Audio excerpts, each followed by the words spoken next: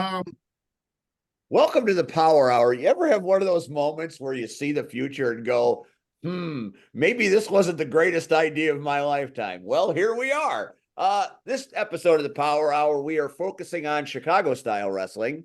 In particular, joining us on this show are my broadcast colleagues from CSW, the incomparable Stan Payne. Hello, Stanley. Hello. And of course, Greetings. Big Business Levi is here as well. What's going on, y'all? All right. And of course, as always, doing the heavy lifting on this show, you got PX doing videos and photography and all kinds of stuff. How you doing, Pac-Man? Doing good. How's it going, Steve? It's going well. And we have, of course, the savior of professional wrestling and other things, the real deal Rion Skills is with us tonight.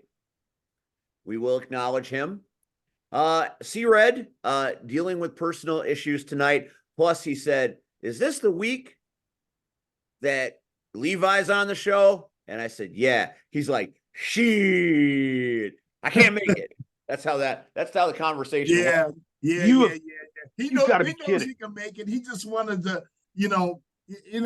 from one manager to another manager, you know what I'm saying? There has to be some type of kudos, you know what I'm saying? That is not the words that he used, though. He when he talked, he said nothing like that. But you can take that up with him at a later date. Hey, I know Red. Red's a cool brother. You know what I'm saying? I got great feelings and respect for him, and I know he feels some type of way about me in a good way, and that's a fact. And then he also wanted he also wanted me to say to Stan, he's very sorry he couldn't make it tonight. He really wanted a chance to talk to you because you guys go so far back. Oh, man, all the way even before War Pro Wrestling into the days of the IUWA, just like Rion Skills, the man lifting heavy weights all the time. And now he's a legendary figure in the Rocket Pro Wrestling community. Yeah, he is. He does great commentary work with me at Rocket Pro, and he does some in-ring stuff too. So Red in its sabbatical times is busier than Red was before he went on sabbatical. So there's that. Rachel, Cactus Rack, Russian Blue, Sedusa, whatever you want to call her, our resident knockout, is traveling home. She will be joining us in a while. So she'll pop in and she'll get to talk to you as well. But tonight, they put three men together and said, go do commentary. Now, Stan Payne was doing commentary for the longest time at CSW. He was, of course, he did it with Steve Kenton for many years. And then you and I did it. And then now we're put in the back of the arena and it's you, me, and Levi. Do you feel that this has been a good move for CSW? Or do you feel like you did your best work in the past? The question is for Stan, Levi. I'll call on you when I have something I want to ask you. I'm highly aware of that, Stu. I feel that it's one of the worst moves in CSW history. No, I'm kidding. It was one of the best. You're not alone, my friend. You're not alone. No, it was probably the best move in CSW history because you have Black excellence being represented by Big Business Levi, okay? A manager among men, a manager all over the independent wrestling community, managing people all across the land. And then here in CSW, he's always scouting talent, so he brings that to the table. Whether it's people from the area or people on television, name brand stars, international stars, he's scouting them all because you never know what is up this guy's sleeve. And then you have Steve Arendt. Steve, you are the voice of Chicago. How many independent promotions are you with right now? And you are the voice. You are the ringmaster. You are the ring general. You are the master of ceremonies, comparable only perhaps to Bruce Buffer, maybe. I would put you even maybe that much higher. I'm trying to angle this in the camera. Really, maybe that much higher than Bruce Buffer. Way higher than Bruce's brother, Michael Buffer. Oh my God! Well, listen, I don't need to be in that kind of rarefied air, but I appreciate that. But you are. Put the man all the way up on that pedestal stand. You know, He's a little bit too high. No, man. This guy, I mean, my own family, when I'm watching like CSW videos, because it's the only thing I like watching other than the old territorial era stuff. And I'm watching CSW and they're like, oh, wow, who is that commentator? He is great. And I'm thinking they're talking about me. No, they're talking about Steve Aaron. What can I say? Thanks, Payne family. I appreciate that. That makes me very happy. And they Man, don't you're even such like a swell wrestling. guy. They'll watch it if You're you're such a swell commentating. brother. I like that in you, my man. Levi, you got to stop cutting people off, man. How many times I got to tell you, don't talk over people? Whoa, I'm sorry. My bad. Young Stan is trying to talk, and I'm gonna give you a chance. You get the black excellence all over the place up in here. You just gotta take the time. Take it down a notch or two. It's all good, my brother. What's your It's rerun from what's happening, Beanie and Reverse? rerun. This is a Kango, and read it. Read it. I don't know what the Kango means, but I know rerun wore one. Okay, proceed on, Mr. Payne. Go ahead, Stan. Well, I just have to say, with What about yourself? What about you? Me? Yeah, you. Well, I'm just this little dot on the map of professional wrestling, having been a commentator. And even before that, I started as a kid doing ring work for Terry the Hammer Scholl's PWI. And we met Buddy Jack Roberts, who was coming into the area. We didn't know what he was coming in for. We didn't realize that he was moving in at first. We just see this guy in the neighborhood. It's like, man, that's Buddy Jack Roberts showing up at all these independent shows, recruiting talent. And he formed CCW, and it was Chicago Challenge Wrestling. That's what it was. And then my friends and I got training through him after doing ring crew work. He'd show us a few things here and there. And then, Sam DeCero had this gym on the north side of Chicago on Irving Park Road. And one of his workers, one of the Tokyo Bullets, a.k.a. Mark Gallo, a.k.a. Johnny Mercedes, he's one of the guys who had a key. And after hours, if nobody was around, he would train some people, and I was one of the people he would train.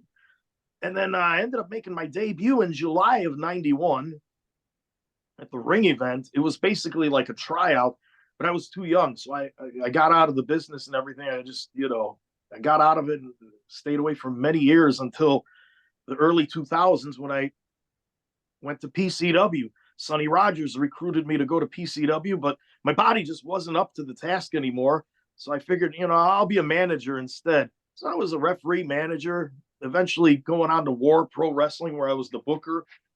I met Rion Skills in the IUWA before that, where I was a referee, manager, booker, managing the real world's heavyweight champion, Milo Cash. And everybody gave us so much garbage over the real world title because, if you call a regional independent promotions championship, their flagship championship, a world title, then everybody has a heart attack, and rightfully so, because, in the tri-state area and everything. But hey, come on, we were just telling a story. Get over it, people. We were telling a story. And eventually, Chicago style wrestling, home to big business Levi. He was managing, doing the gimmick of being the wealthy individual. And then I was a commentator with Steve Kenton. And then just over the years, we've evolved. I don't believe in, evolution. Once you reach your apex, you can't get much better than that. So anything after that, to me, is regression. And we have not regressed. We have evolved to the point where we're at the apex right now. And this Friday, the 202nd CSW show is going to feature the NWA World's Heavyweight Champion, EC3, number 3. And after he came away a few weeks ago, May 3rd, he retained the title in a three-way match. I can't believe he got past Mario Pardua, the pride of Poland, and he let me hold on to this, the NWA World's Heavyweight Championship, until this Friday's match, where he takes on Warhorse, the new CSW heavyweight champion. Warhorse is going to go against EC3 for the NWA World's Heavyweight title. Both titles are on the line, and this is the first time in so many years that the NWA World title has been defended in the greater O'Hare area of Chicago. It's been defended like 11 times during the days of Jim Crockett promotion, And then WCW for the first year and a half or whatever was still a member of the National Wrestling Alliance. They made a few visits, but the greater O'Hare area has not had an NWA World's Heavyweight title match yet. So I urge everybody, whether you're in Norwich or Harwood Heights, the northwest side of Chicago, Norwood Park, Jefferson Park, Portage Park, then the suburban area, Des Plaines, Rosemont, Franklin Park, where we're situated at 9757 Pacific Avenue, the epicenter of professional wrestling. You gotta go there this Friday, May the 24th. I'm running out of oxygen here in the basement, in the boiler room. As you can see behind me, you gotta take it away. Stan Payne in a boiler room talking about the epicenter of professional wrestling. That's good enough for me. Stan is very modest. Stan knows everything about CSW. He is so easy to work with simply because you can go in and you can really I can focus on what's happening in the ring because Stan is going to be there with statistics. He's there with interesting historical facts. And that is such a comfort when you're working on a broadcast commentary team because he gets what his role is and he does it better than just about anybody. I've had the opportunity now that been blessed to work with Stan for, well over a year as a commentary team. And we've had some great times and I think we've done some fantastic work. And man, I love every moment sitting next to you on commentary because I really feel like we have something good there.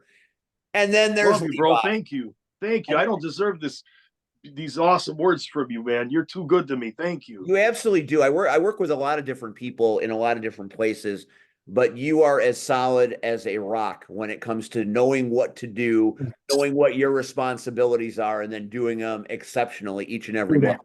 I appreciate working with you. And as I said, then there's Levi. Then there's the wild card. Then there's Lando Calrissian. Every good commentary team, when you have a three-man commentary team, there's the guy that brings the energy, there's the guy that knows everything, and then there's the complete and total pain in the ass. And my friend, you do pain in the ass better than anybody. Well, I mean that as a compliment. I do. I'm sorry. What was that again, sir? I said I mean that as a compliment. Oh, and compliment accepted. But check it out. You see, I do what I do. Okay. And, my role as the heel, the villain, the bad guy, I'm a pain in the ass, hey, I can't help it. It's just inside me. But at the same time, I'm here to help out the team. I'm here to help you guys out. And I enjoy working with you, Stu. Stan, I definitely enjoy working with you as well, my brother. The energy that all three of us combined put together, it's just, it's something that, how can I put it? I feel personally, in my opinion, I don't know about what you guys may think, but in my opinion, it's kind of like, our commentary is old school. We're in today's. Well, we're all pretty fucking old. But hold on. Let me finish breaking it down. Hold on. Now you see you interrupted now, Stu. Now let me. Not me. I got the floor now, so let me. Not me. Okay, yeah. Let me explain my part. But check it out. It's kind of like if you go back to the days of Bobby Heenan, Gorilla Monsoon, and them, and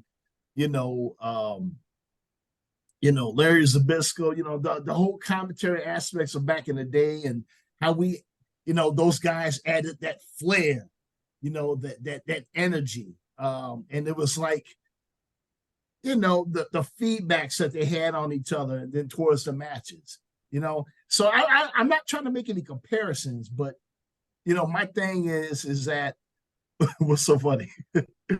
I'm just hoping that anybody that knows all those people is not sitting in their room going, they think that they're those people. Well, they should know those people. Yeah, I know they know who they are, but we Hey, aren't them. ain't That's not like the the thing. old school. But the thing is that you know we're adding our own style, our own type of flair. So that's all it is with it, And I definitely really enjoyed, doing the thing with you two guys. So All I'm right, just say it. Say it. I'm trying to here to bring the heat to the Say it. Say the to catch the line. Tell her to say it. You're dying to to say the it. to, Say to the it. party. You know what I'm saying? Facts. What was Facts. superior major facts. Facts all the way, baby. All right, we're going to play a little game right now. I want Okay. you to repeat after me, everybody on the call.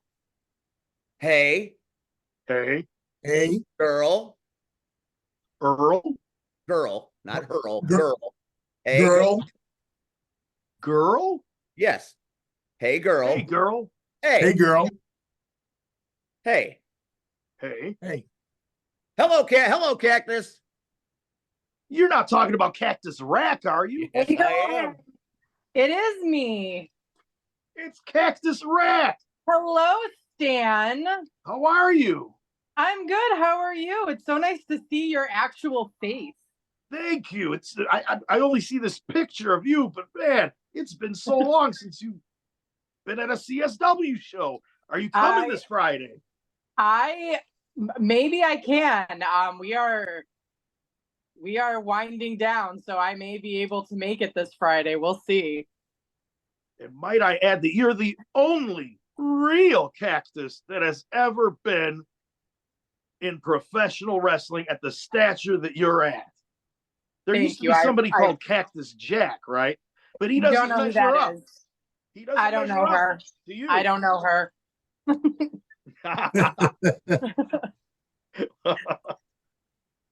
Oh, that's good stuff. That's good stuff. We completely flubbed up the hey girl, hey thing. Sorry about that. I had the best intentions in the world. Hey, girl, hey. Where did that Okay, come from, I Stu? tried to jump in. I tried to jump in to save you, but then my phone wouldn't let me unmute. It's just something that I say. I think actually it was like someone on. You guys remember Rock of Love with Brett Michaels. Yes. Yeah, So that's one what of I the do. girls on there used to come in and go, "Hey girl, hey," and so that's And here we are. that's my thing. That's your thing. The Power Hour is so much better than that show ever was, though. I think we all agree. I don't know if the Power Hour is better than Rock of Love. That was a pretty good. Yeah, come on, man. This is the Brett Power Michaels Hour. had the best eyes and a great voice. But that's He neither did. here nor there. So we've got this big show coming up this Friday. Stan has alluded to it a couple of times now in talking about the main event, title versus title, EC3, Jake Parnell. EC3, I obviously, we've all been aware of him for many years. He's been doing great work in many promotions for a long time. But I've had the chance to work with him in a few places over the last few months, and I've gotten to know the guy a little bit, and he really is probably one of the coolest guests that I have ever had the chance to work with. When you get the special attraction people that come in sometimes, sometimes they'll give a little bit, sometimes they'll give nothing, sometimes they'll give a lot, sometimes they'll give too much. I've had good experiences with people like Hornswoggle and Aaron Stevens and people like that. And then I've had bad experiences with people like Scotty Too Hottie. It's always a mixed bag. You never know what you're going to get. And then some, people really don't want to be bothered. I had experiences with, guys like Diamond Dallas Page and Billy Gunn. They really didn't want to be troubled with any kind of real communication. So it's kind of a mixed bag. But, EC3, it might be because I saved his coat. Did I ever tell you that story, San? No, tell us about it. So as I wave around his NWA World Championship title, that he let me hold on to until Friday. So last month, when we had that show that turned Chicago and professional wrestling on its ear, EC3 came out at the end to challenge Warhorse for the title, the NWA title versus the CSW title. So that was a big moment. And, you know, I don't want to say it got lost in the shuffle, but, you know, when Fletcher Sky and Will Ospreay did their thing, people are still talking about that. But EC3 came out at the end to make the challenge, and now he's going to be here this month in the main. Now, Friday we did CSW last month, and then Saturday we had a Frontline show, and EC3 was guest talent at Frontline. And leaving the venue Friday night, EC3 forgot his jacket.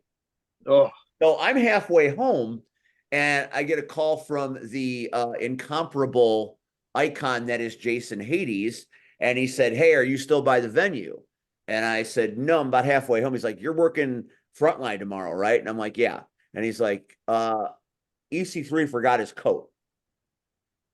And I'm like, oh, crap. So now I'm thinking I got to turn around and I'm going to add another 45 minutes to my day.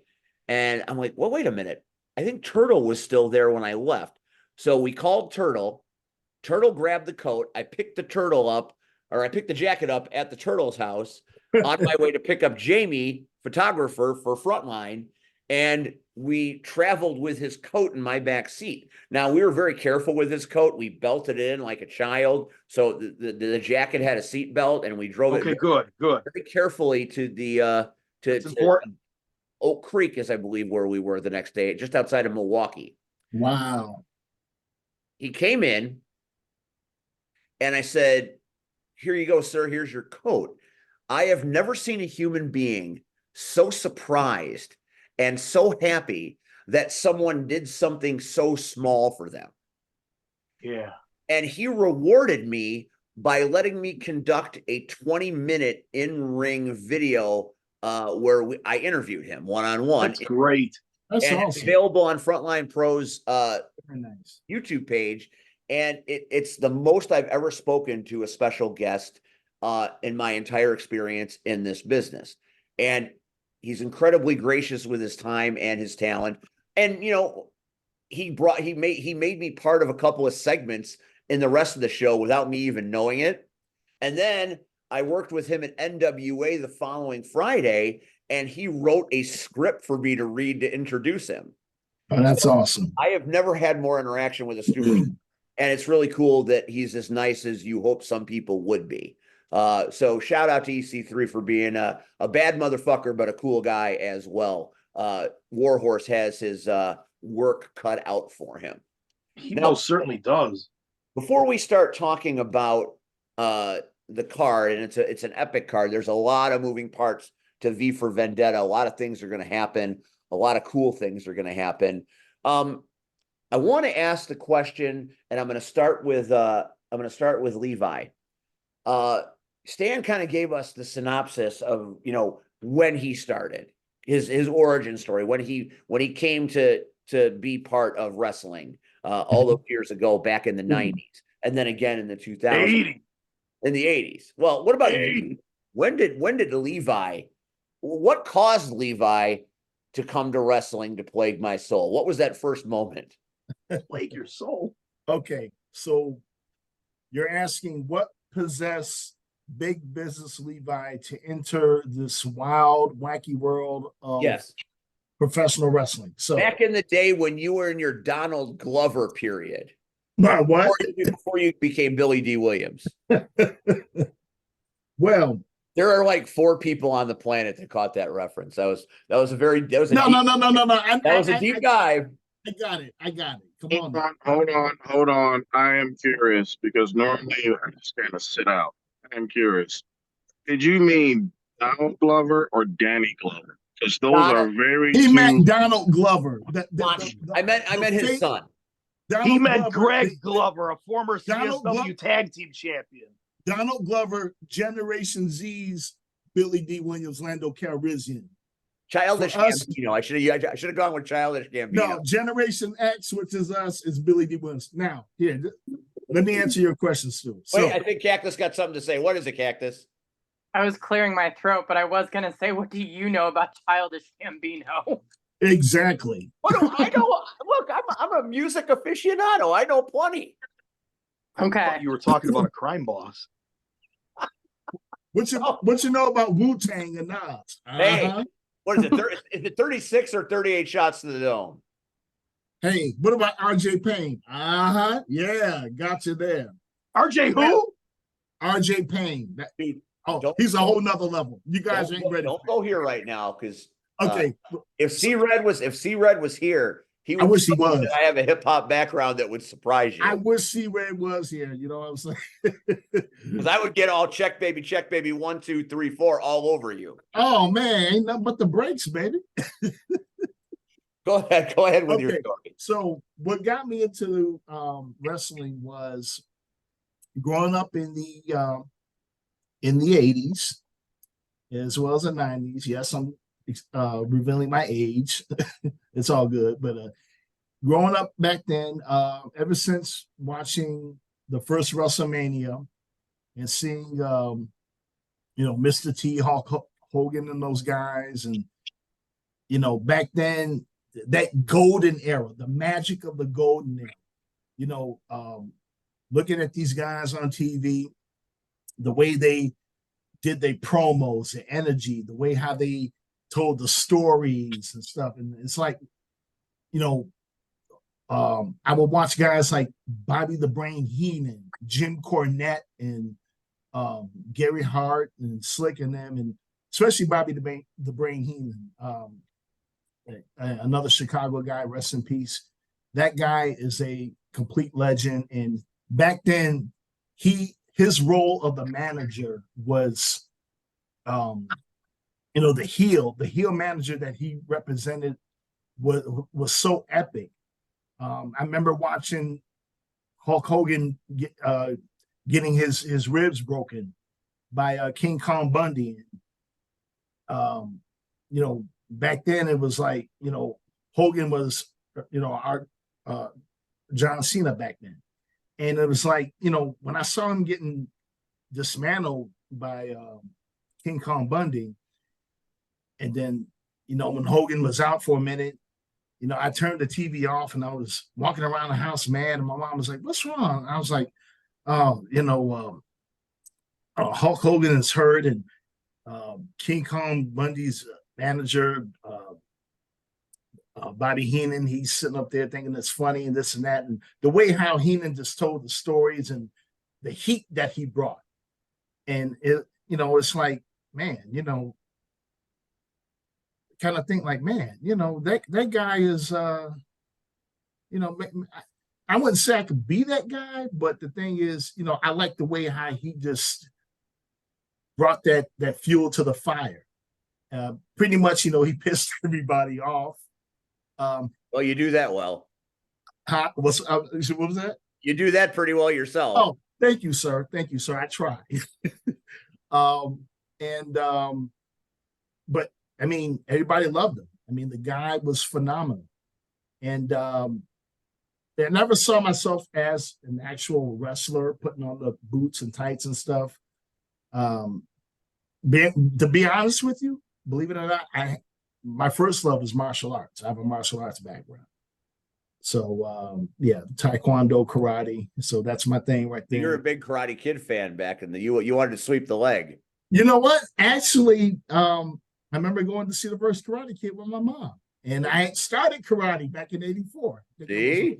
You did it all for the glory of love, baby. Yes, sir. Yes, sir. And still do. I believe it or not. But yeah, the role of the manager back then was just so phenomenal. Managers, valets, all that. And pretty much I just love, I like to go out there, entertain, and do what I do. I mean, I'm a heel, bad guy, just go out there and play the role and play to the best of my ability. Give the man a vape pen and a glass of Cavassier. No, I don't need the vape pen. Okay, let the vape pen, let's just give me a nice stogie, and doesn't have to be Cavassier, maybe Hennessy, Crown Royal. Whatever you need, brother. Whatever you need. Something very. Oh, how about this big business Levi's personal fine wine?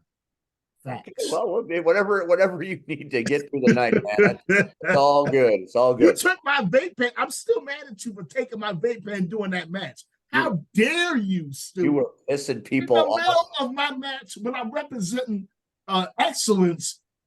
EF Inglewood's finest, Mr. Primetime Jax Johnson. You're gonna come up there in the middle of the match and tell me to give me your pen. I'm like, dude, can't you see I'm out here busy? You know, and Don't cross the general manager, son. you know something? Yeah, okay. Hey, look, if Trump can sit up there and tell the judge, hey, don't tell me what to do, anything like that, Big Mrs. Levi could tell the Big Mrs. Views of our guests do not reflect that of the Power Hour. Let's just get that nonsense I right can out tell of the gate. general manager, don't tell me what to do. I'm going to distract everybody Facts. for a few minutes. I want if you have the ability to see our screen, I want you to take a look at Cactus's screen and that picture of her at roller derby this past Saturday. That is the greatest picture that says "fuck around and find out." If you could encapsulate that statement and have a picture tell 1,000 worlds, that stance right there, fuck around and find out, bitch. Well done, Cactus. Thank you. I earned all of that. I can barely lift my right arm. My left leg is destroyed. I threatened bodily harm. Rian almost had to hold me back. So I earned that whole moment. So It's very I didn't know impressive. we were jumping to me though. You didn't warn me. I didn't warn you, but I just wanted. I've been, I want to get everybody into the conversation because I have a tendency, just like on CSW television, to monopolize the conversation. So I wanted to. And you should monopolize it. You're Steve Arendt. You're the man of the hour, the man of the Power Hour. Facts, baby. It takes a village to make this train run.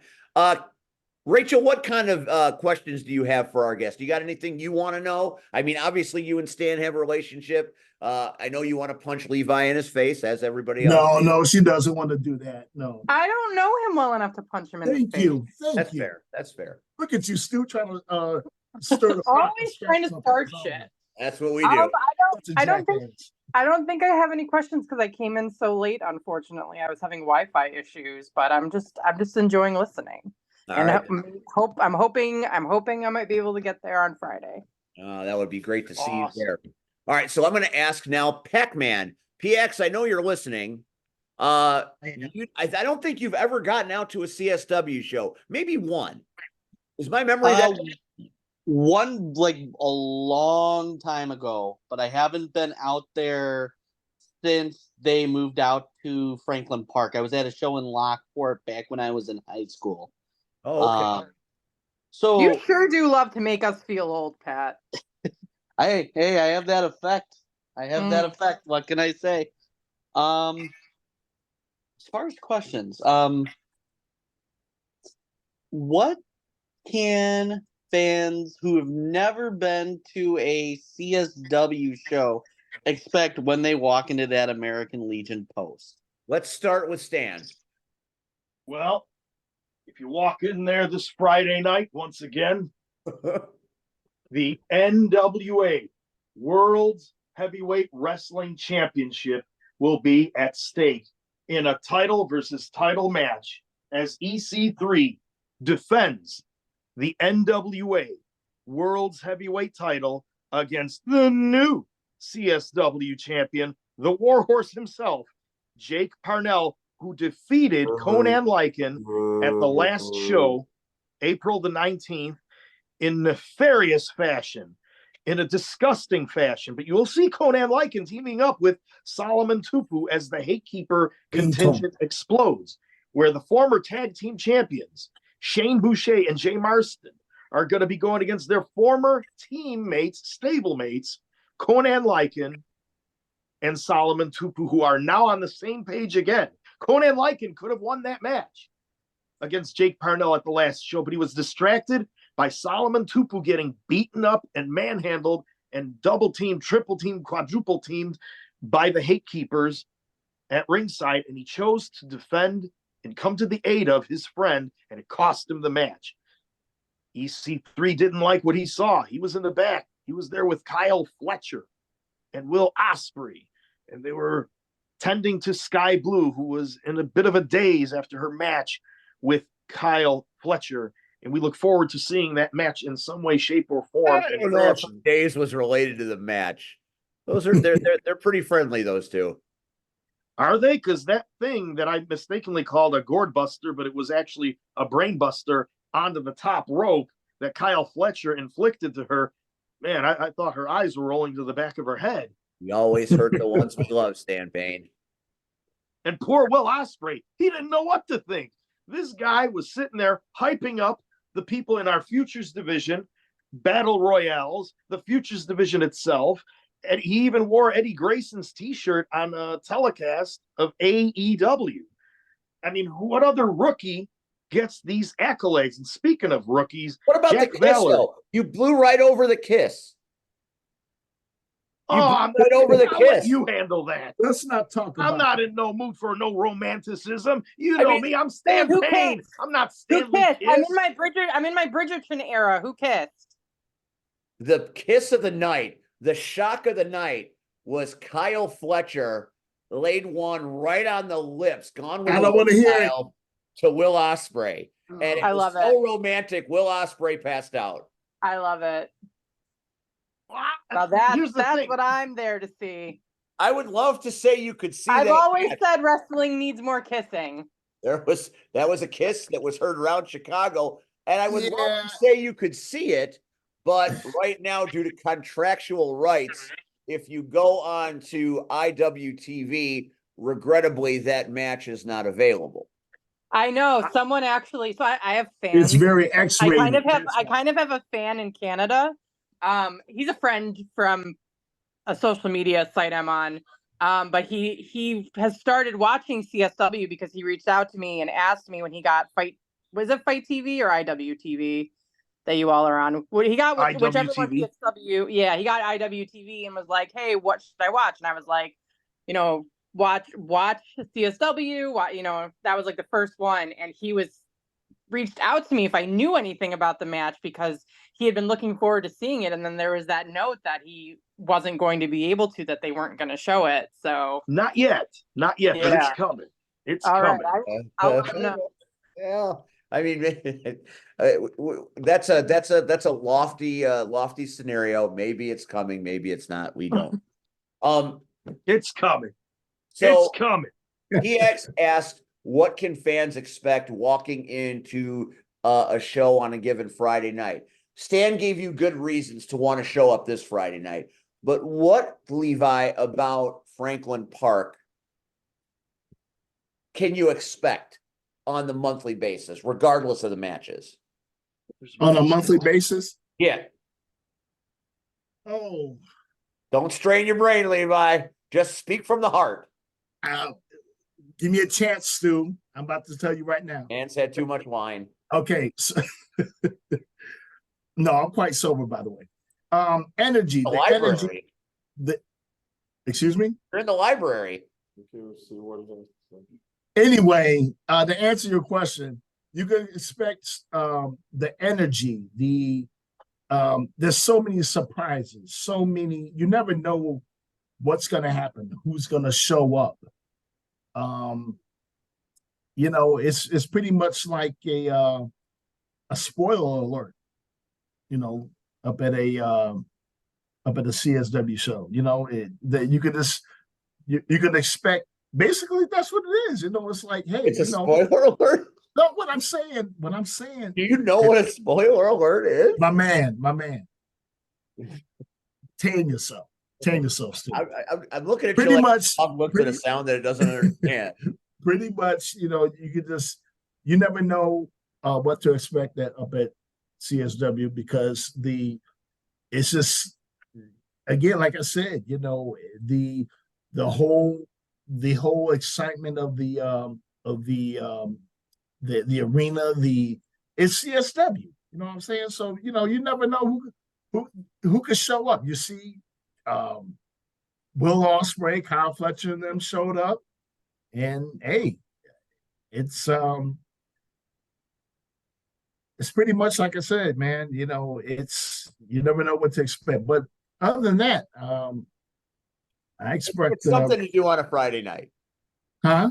It's something to do on a Friday night. Well, it's more than something to do on a Friday night. It's CSW. Damn right it is. Like You know? PCW's manager extraordinaire, the shot to the top, P.L. Myers always said, you never know what to expect. Did I answer your question, Stu? That's That all I was wanted. fantastic. And the fact that PX asked the question, you answered it that way, gave it an awfully nice symmetry, which I appreciate. He's being sarcastic, isn't he? Absolutely not. I'm dead serious. And that's No, it's a great answer. No, that's not a spoiler. Just kidding. You know. Facts. Oh yeah, Hold what's on, up? hold on. Not just facts, the real deal facts. And Even that's better. facts. Even better. Real deal fact. Well, What you there's sipping on there, big man? What you sipping on there? I had this. Oh, it's a And I want to ask the big man a question about one of his proteges, Aaron the Dream Breaker Stone. Where can we see him in the following months, and what can we expect out of him? Here's a guy who passed through CSW, and we're probably going to see him again at some point, but he's going all over the place, all across the land. This Aaron Dreambreaker Stone, a man who has been mentored by you, Rion Skills. I want to ask you about him. You want an honest response? Yes, sir. Who'd you talk about, Willis? He goes by his own. He has been at Galley tearing it up. oh man. He's currently getting everything in order to travel internationally, as he's been asked to go and work in Mexico. But as far as the overall local scene, I stand by my statement, which is this. Don't know. All right, so he's going to be traveling internationally, and it's about time, because this guy is just a breakout star. I honestly believe that we may see him challenging for the NWA World title one day, or even the CSW title one day. You did a good job, not just with him, but he's like one shining example that really struck out to me. I got to hand it to you, man. Normally I would say thank you. But I feel like if there's anyone that deserves any credit, it's Steve Aaron. As he pushed him to the limit over at IPW at Iliada Pro Wrestling in a main event. that might have been one of the worst matches in the Which- history of recorded medium. Which he ended up getting a main event slot at Rocket Pro because of it. Okay. Well, that counts for something. That counts for a lot, Steve. Yes, it does. I got my ass It beat does. up on a Sunday. Bad. Oh, It poor happens. Stu got whipped. I fought Aaron Stone, and Aaron Stone whipped my ass. Not really whipping my ass, because He whipped your ass. it was like he was fighting me with one arm and one leg tied behind his back, and he still whipped my ass. Well, that Was guy I will beat there? any of our I took the asses. beating. I took it. Rion, was I there? That's pitiful. Bad. Steve, so if you want, I can send it to you. I do have the video. Send it. Please Send do. it. Nobody Send it. needs to see that. Send it. I 100% have it. I mean, Aaron Stone looked great, but boy, that was an easy day for him. He would do that to any of us. He did it to me, boy. I was so scared going to that thing. Good. That was real fear. That was real fear. I haven't been afraid many times. I was afraid there. I was afraid looking at the sky as Mitch Blake was about to drop the elbow on me. You feared for your life, Stu. I was You feared afraid. Aaron Stone came running across the ring with that foot like a heat-seeking missile. I was afraid. So, like those people that compete in the roller derby, the modern version of the roller derby, and Calvello's favorite roller derby artist, Cactus Rack, anybody who comes across her is going to feel that same type of fear, I'm imagining. Yes, and look at you name dropping. Well, I couldn't let a roller derby superstar like Ann Calvello not be mentioned with the modern day #1 roller derby athlete. That is I mean, come true. on. And let's not forget to pay homage to her arch nemesis, the blonde bomber, Joan Weston.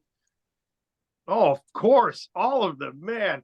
I remember when ESPN Classic would rerun all those episodes, all those old shows. Man, I loved that stuff. Yeah, hopefully we'll be able to get on the bank track soon so we can really do it up. Ouch, is all I can say. That Yeah. picture that Pac-Man has is making me just a little uncomfortable. It It wasn't. looks like you guys are gonna kiss. It wasn't Aaron Stone 1. It was Aaron Stone only. There will be no 2. It made me laugh. Well, he's a dream breaker. There's no. Yeah.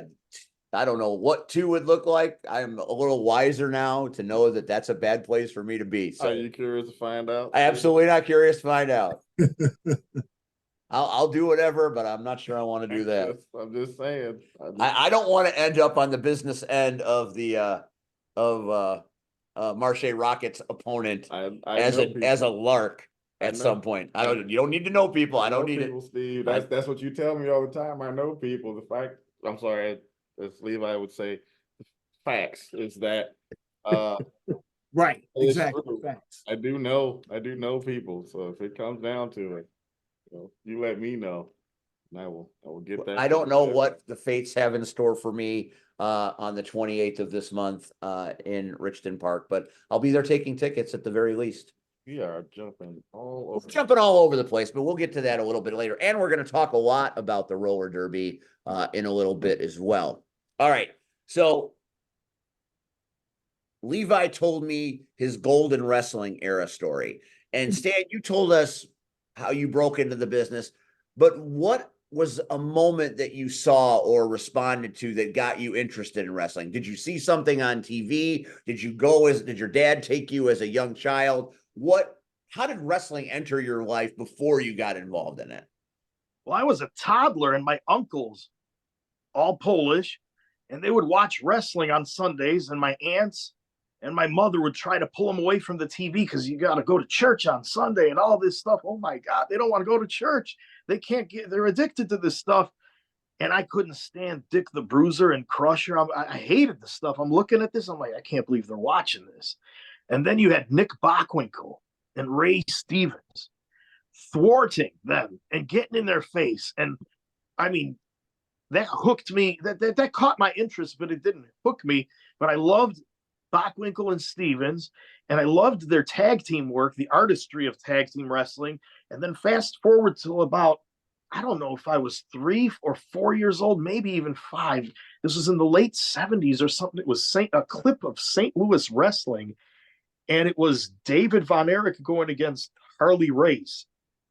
And I'm not sure if it was Fritz Von Erich in a handicap match, but with David going against Harley Race, or if it was a specific time limit or a non-title match or something like that. But the NWA World's Heavyweight title, this very thing that EC3 let me hold on to until this Friday, the 24th. This thing was right around the waist of Harley Race. And all of a sudden I see the Iron Claw. David Von Erich puts the Iron Claw right on Harley Race's head. Race is bleeding all over the place. He gave up. And I flipped, the arena flipped, or the studio, it was the Coruscant Ballroom on WKPLR or something in St. Louis. That was the old footage, and that hooked me. And I remember world-class championship wrestling on WPWR. It used to be channel 60 before it became channel 50. I remember Iceman King Parsons, the promos he cut. Harley Race was the world's heavyweight champion coming in to defend the title. I mean, then the Super D's, the General Skandor Akbar, had this interview with Bill Mercer that I was intrigued by, with the Super Destroyers in back of him, the American Tag Team Champions, and I got hooked. I'm like, I got to see more of this. This is incredible. And then everybody at school would talk about Hulk Hogan and WWF, but I would always migrate towards my first love, which was world-class championship wrestling. And then the AWA came to town, Comiskey Park, Super Clash 1. And I believe that was the first time in many years that the NWA world title returned to the city of Chicago, September of 1985, when Magnum TA on that show challenged Ric Flair in an unsuccessful effort to take this I remember that right here. the NWA World's Heavyweight Championship, the 10 pounds of gold that is currently being held by EC3. And by the way, he's champion for 269 days. On Friday, he's going to be champion for 272 days. Will he make it to 273? We're going to find out. But yeah, be that as it may, that was world class and NWA. And then we had UWF on television here in Chicago, and I was hooked, and I knew I wanted to be a wrestler so bad. And then I saw a flyer for PWI with Terry the Hammer Scholl, the Midwest champion. And I'm like, Max Density was there. We went to these shows. Crazy Horse was the guy we got in. World Class came to town because we would always send tapes. We were recording ourselves in training and everything, and we were hounding Fritz Von Erich. We got an address book that we seen, at a bar. One of the wrestlers had all these addresses and names and everything. We had Fritz Von Erich's phone number. We had the phone number to the Jim Crockett Promotions. They had converted a 7-Eleven in North Carolina into the Jim Crockett Promotions offices. Little did we know that we were calling Frances Crockett, asking her if she's seen our tapes. And we could have sworn it was Dusty Rhodes, but no, I couldn't have been Dusty Rhodes. And then later on, we found out it was Dusty Rhodes saying, "Tell him, baby, that the tape is in the circular file," which means we didn't know as kids that, oh yeah, it's in the garbage. But yeah, we would hound these guys. But Fritz Von Erich actually listened to us and told us, if you do business with my son, Chris Von Erich, who was training to be a wrestler at the time, he said we could work for the promotion. We gave him the information to the Copernicus Center where PWI was running shows. And soon, before you know it, we were doing ring crew for World Class Championship Wrestling as they were coming into Chicago. Awesome. And Frank Dusek became our contact man. Everything was going good. And then the territories died out. See, I had just gotten into high school. I had to finish school. They wouldn't let me get a job. They're like, you go to college, get an education, then call us back. That was Frank Dusek's famous line to me. I love you, Frank. I know you're watching. Yeah, that depressed me because the territories went out of business, and I'm 2 feet tall. So I wasn't going to make it in the land of giants, the WWF, other than being enhancement talent, working the preliminary rounds. So I got frustrated and left. But yeah, my foray into the business, it was really, really interesting meeting a lot of people like Buddy Jack Roberts. And after, how you set up the ring and then the wrestlers sometimes go into practice. They do that at the Allstate Arena before these Monday night shows and everything like that. When the what is it called? I think it's WWZ, is it? With the Turbos as the tag team champions, right? Yeah, that's got to be it. The Monday night shows, right? I'm sure you're right somewhere in some universe. Yeah. So, but yeah, the wrestlers practice in the ring, and we had the privilege, my friends who are out of the business, but at the time we were breaking into the business. The only one who actually made it, he was Steve Boz's manager, was Headbanger John, and he made it as a manager into Windy City Wrestling. But yeah, we had the privilege of working with practicing, rolling around the ring, learning different moves from Kevin and Kerry Von Erich, the Super Black Ninja, who is Keiji Muto. He would go on to be the Great Buddha. And then Mr. Brickhouse Brown himself, Iceman King Parsons as well. All these guys. Eric Embry was the booker. We didn't even know that. We were doing not just ring work, but we're passing out flyers, giving out freebies because they would, pass out extra tickets. Here, pass these out at your school or whatever, to Chi-Town Rumble 89. Even before that, the December 13th, 1988 Super Clash 3. That was the last time Vern Gagne would promote in Chicago. We were right behind him when he saw the crowd of 2,500, and he was disgusted. And he said, "I'm never coming back to Chicago again." We thought he was kidding. No, he never did. Oh, he came back for his Hall of Fame induction for when Vince McMahon had, what was it, the WWZ, is that the Hall of Fame? One of those, yeah, the WW company. Right. They have that's the company that has that Wrestling Mania thing that these people keep talking about. It's very, very popular with the kids. Very, unfortunately, but WWZ? Well, yeah, that's the World Wrestling Zone with the Turbos as the tag team champions. Isn't that it? Yes, that's it. 100%. Yeah, that's it. Okay. That's it. You're Well, right. You're right, Stan. You're right. Let me tell you something. That's the only You got your WW I'm facts going to straight. acknowledge. I'm going to acknowledge only the WWZ, because if I acknowledge the WW, that other company, I'm giving credence to the people who maligned me, who decided we're not going to use this guy except in the preliminary rounds.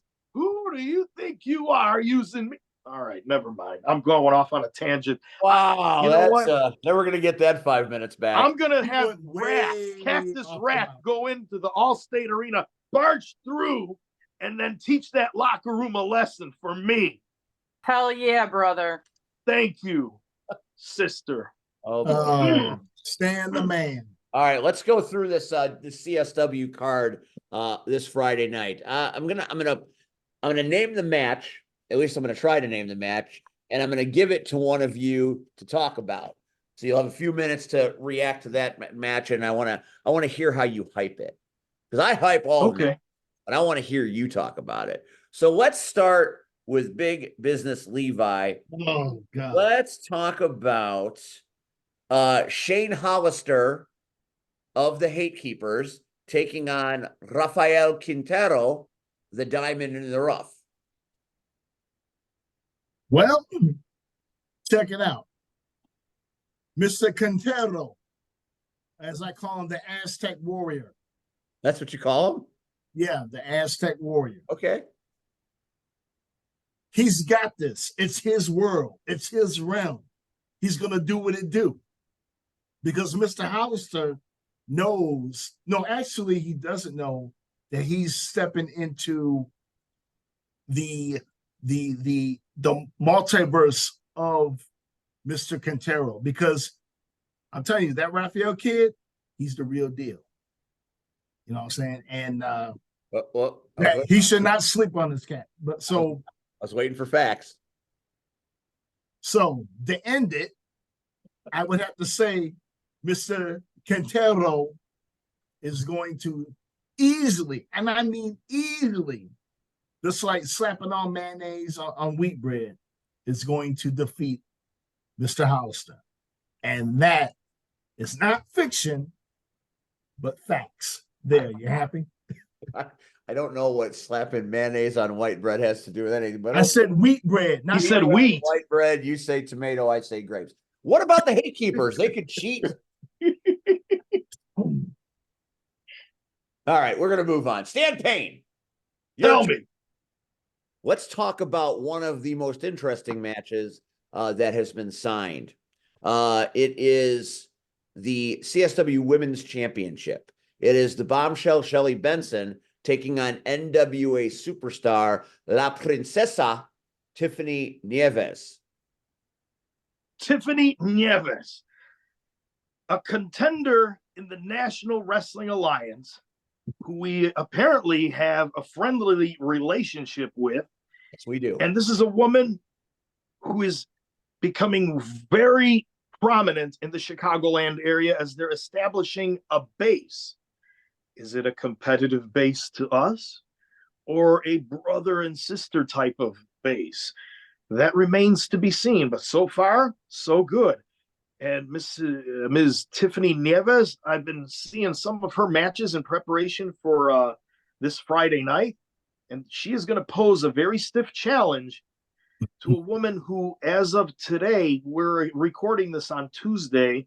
Yes. 222 days, Shelly Benson has been the CSW Women's Champion. But on Friday, she is defending the title and going against this Tiffany Nieves, and she's going to be champion for 225 days. If she doesn't decide to maybe, I don't know, sign a contract with a WW company or an AEW company, because if she signs a contract between now and Friday, her title reign gets cut short if she decides, you know what, I'm going to submit this belt, FedEx it back to the championship committee of the CSW. I don't foresee that happening because Shelly Benson, a protege of Vic Capri, we even defeated Vic Capri a few weeks ago in a stunning fashion in a mentor versus protege match. incredible victory on the part of Shelly Benson. I have to say, Shelly, the bombshell, since we've seen her debut as a manager, has progressed to the levels of a true champion in the sport of professional wrestling. 225 days as champion on Friday, May the 24th. Thanks. Very good analysis. I think Shelly Benson is fantastic. She's been a great champion, but I saw Tiffany Nieves at NWA take on Natalia Markova, and it was a match that showcased very impressive talent. So this might be the end of Shelly's run. Get it, got it, bueno, as Miss Nieves says from time to time. Let's move on to a match. We'll all talk about this one because there's a lot going on in this thing. It's the Brass versus Marche, the Boz, Joey Mayberry, Axel Rico, and Moondog Greg Murray. It is a losers are fired match or some such thing where they are. I don't know if it's correct. It's because Eric Schultz is a shit lawyer. This is very poorly worded. He's horrible. And I don't know. I think he's clever because it's worded that way. It's Now, a let me tell you gauntlet. something about Mr. Schultz. I personally know Mr. Schultz. Okay, me and him had a little thing going on a few years ago. Okay, we had our little a little formation whereby I managed him for a little bit, and then Mr. Schultz, I managed that cricket lord, Mr. Schultz. Okay, it was only for a very short time being, and we were about to form a great alliance. A National Wrestling Alliance? No. Okay. Well, it was more so of our own little personal alliance. I was going to have him, and we were going to get some other people together. But then he just, like any other corrupt cricket lord that's out here, he pulled a fast one on me and dupes me, and then breaks away from me, just like how Mike Tyson broke away from Don King. Terrible. He didn't knock your glasses off the face when he left, did you? That's not what happened. Real cute. No, he didn't do that, Stu. Yeah, you know what? But anyway, That one was for Red. you're such an ass. I love you. Yeah. But you know what? Other than that, there's a thing called karma. What goes around comes right back at you, and we'll just see what happens on Friday night. I will be watching that match with very great interest. Stan, how do you see it? The Brass versus the Survivors. Well, you know me. I couldn't help but notice that 3 of the people going against the Brass, there's 5 people on the opposing team: Marche Rocket, Steve Boz, Axel Rico, Moondog Murray, and Joey Mayberry. 3 of those people were our former CSW champions: Marche Rocket, Steve Boz, and Axel Rico. So right off the bat, the deck is stacked against Ryan Matthews and Jax Johnson, Iniestra, though Iniestra is the Metro Division champion. And on Friday, he's going to be not defending the title, but he's going to be part of that Survivors Gauntlet match with TJ Steele and Eric Schultz. But now on top of that, think about this. Moondog Murray, Joey Mayberry, and Axel Rico, those are 3 guys opposing the Brass. Those are 3 guys who took part in Futures Division Battle Royales. Yes. These people who take part in these specific types of battle royales at a young age. You didn't see rookies competing in battle royales and Royal Rumbles and all this stuff back in the 60s and 70s and 80s. You only saw seasoned professionals. So by seeing these young people competing in these battle royales, they're getting accustomed to taking on multiple people at the same time, coming at them from diverse directions. So they have this advantage having been in these types of matches, and the deck is stacked against the Brass. Although TJ Steele took part in 2. of these Futures Division Battle Royales, and he just did it as an interloper years ago, just to mess with the younger talent. Iniestra took part in a few, but not as much as Ryan Matthews, who's won 3 of them himself, and Jax Johnson. So that kind of can even things out. We all know that the cheating tactics on the part of the brass negates a lot of issues where they would possibly be overwhelmed by these opposing behemoths. But this is a really, I'm interested in this because we've seen Marche Rocket's M80 maneuver being negated by TJ Steele, the general manager, who took over the general managership by stealing it from you, basically, Mr. Steve Arendt. We've seen a lot of nefarious tactics negated. Last time there was a group of lumberjacks where Eric Schultz beat Steve Boz in one of the rare times that Steve Boz lost. That happened on April 19th. You could see that on IWTV. I just I couldn't believe what I seen.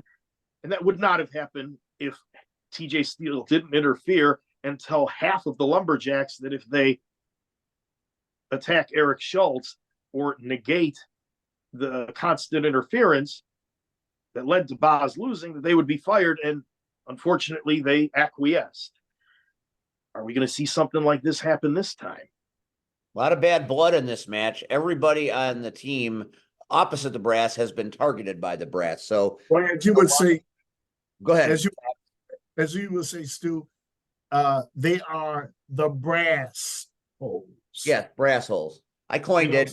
I get 10 cents every time we say it. That's actually not true. Don't save That's facts. Save your dime. It's on me. Let's go through these real quick.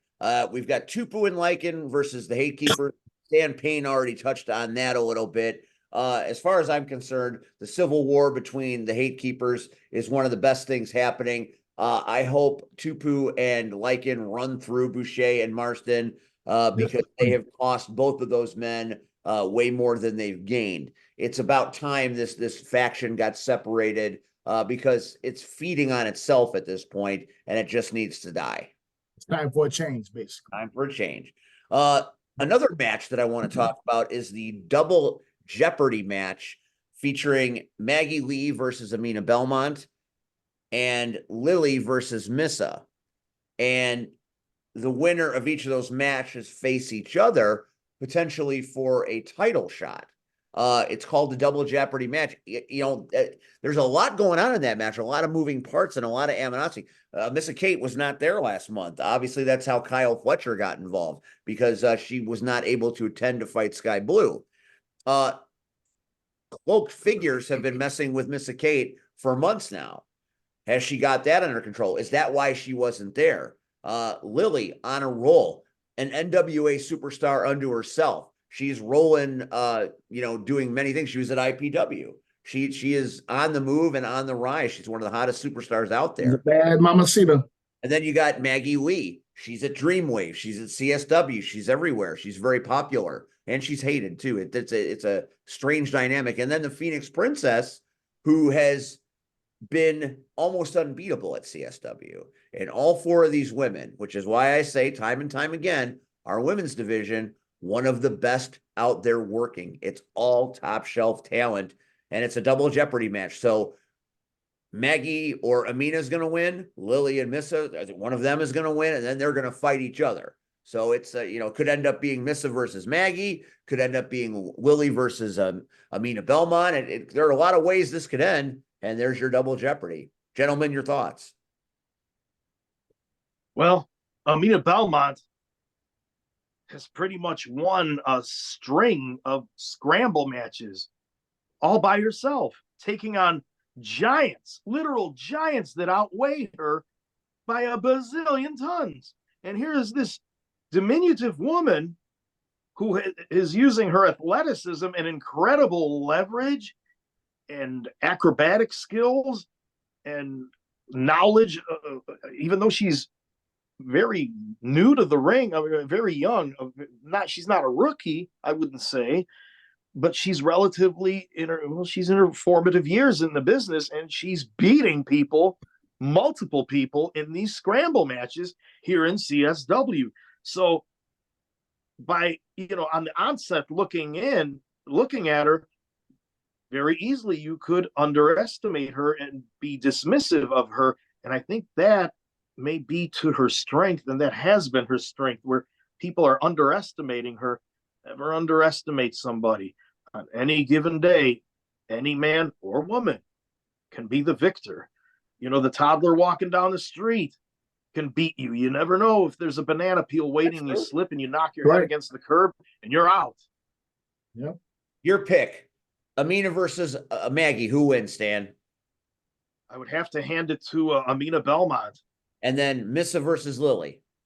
And La Pescadita Ruiz is taking on Chris Miller. She beat Chris Miller and everything. She's been thwarting him, and hopefully that's in her past. But I gotta hand it to Missa Kate, the original CSW Women's Champion, and she's been a prominent fixture in the National Wrestling Alliance now. Missa Kate, I got to give it to her with she's got that edge and experience. So then Missa fights Amina. Who wins that? I got to go with experience again. Missa Kate, a former champion herself. So Stan Payne picks Missa Kate to win the double Jeopardy match. What about you, Levi? Maggie versus Amina. Who wins? I'm gonna have to go with Miss Belmont. And then you got Lily versus Missa. I'm gonna have to go with the bad Mamacita, Lily Pescadita. And then Lily taking on Amina. Who wins? Oh man, my brother. I want to say it's a tie, but when it comes down to, hold on. When it comes down, It'll be a tie. Hold on. When it comes down to two may enter, one may leave. Probably Tammy. Who? Tammy.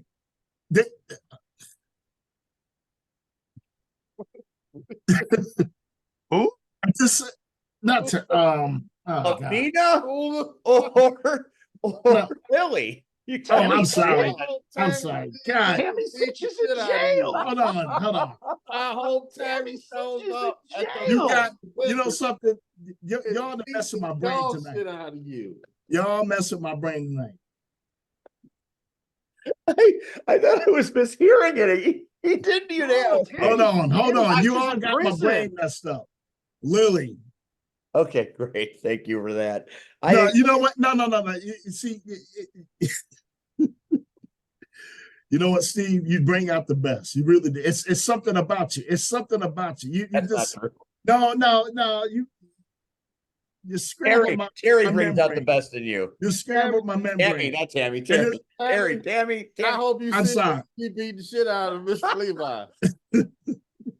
You There's have no nothing in reason this to even bottle. be in this match, but I hope that you see this and you beat Anyway. Facts. Yeah, facts. I'll see you on Friday, and I got something for you. I think Maggie Lee might just have the answer to this riddle. We've got a complete. I'm trying to figure out who the hell Tammy is. Never mind. Miller, Doom Montgomery, and FXB taking on Valor. It's called a brain Grayson and FART. Niall. A brain FART. I had a brain FART. All right. So Stan, who wins that match? I gotta hand it to the youngsters, man. Every single person in this 6-man tag team match has taken part in Futures Division Battle Royales. Chris Miller on one side with FXB. We already seen them as a tag team. Doom Montgomery joins them. Each of those men teaming up together against Nathan Nile, the Lizard Man himself, and Jack Valor and Eddie Grayson. I got to tell you something about Jack Valor and Eddie Grayson. They're going to be at Prairie Fest at the end of June in Wooddale as a tag team. They're an exciting tag team. I haven't seen excitement in the tag team division like this since the days of the Rock and Roll Express back in 1983 in Memphis. I'm telling you, these guys, if they stay on this trajectory, they can have great things happen to them. So who I'm wins? picking Kids? Niall, Valor, and Grayson. I am picking them as well. What say you, Big Business? Is Tammy this the one? sa- excuse me, the same. There, the answer your All right, question. one final time. The You main always event, call. EC3, I hate you, man. the Warhorse, for all the gold, the CSW Oh championship, Lord. 10 pounds of gold, all of it is on the line in the main event. I find it hard to believe that shenanigans aren't going to erupt in this match, knowing Jake Parnell. Now, EC3 is going to come in. He's coming in to fight. He's coming in to make you famous. He's trying to spread his celebrity around by giving talent opportunities to hold the 10 pounds of gold. But the Warhorse is as devious as they come. He'll have a plan. Are one of these guys going to walk away with both belts? Stan, what do you say? Let me tell you something. Warhorse does have a plan. You could just smell it. You could just feel it. You could just cut it with a knife. You just know it.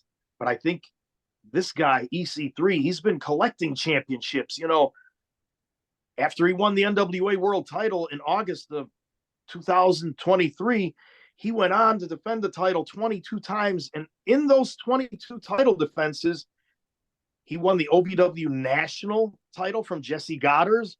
He ended up beating Matt Cardona for something called the Premier Men's Championship this past December at the GLCW Blizzard Brawl, Dave Harrow's Great Lakes Championship Wrestling. So this guy, EC3, has made it a point to collect championships, basically.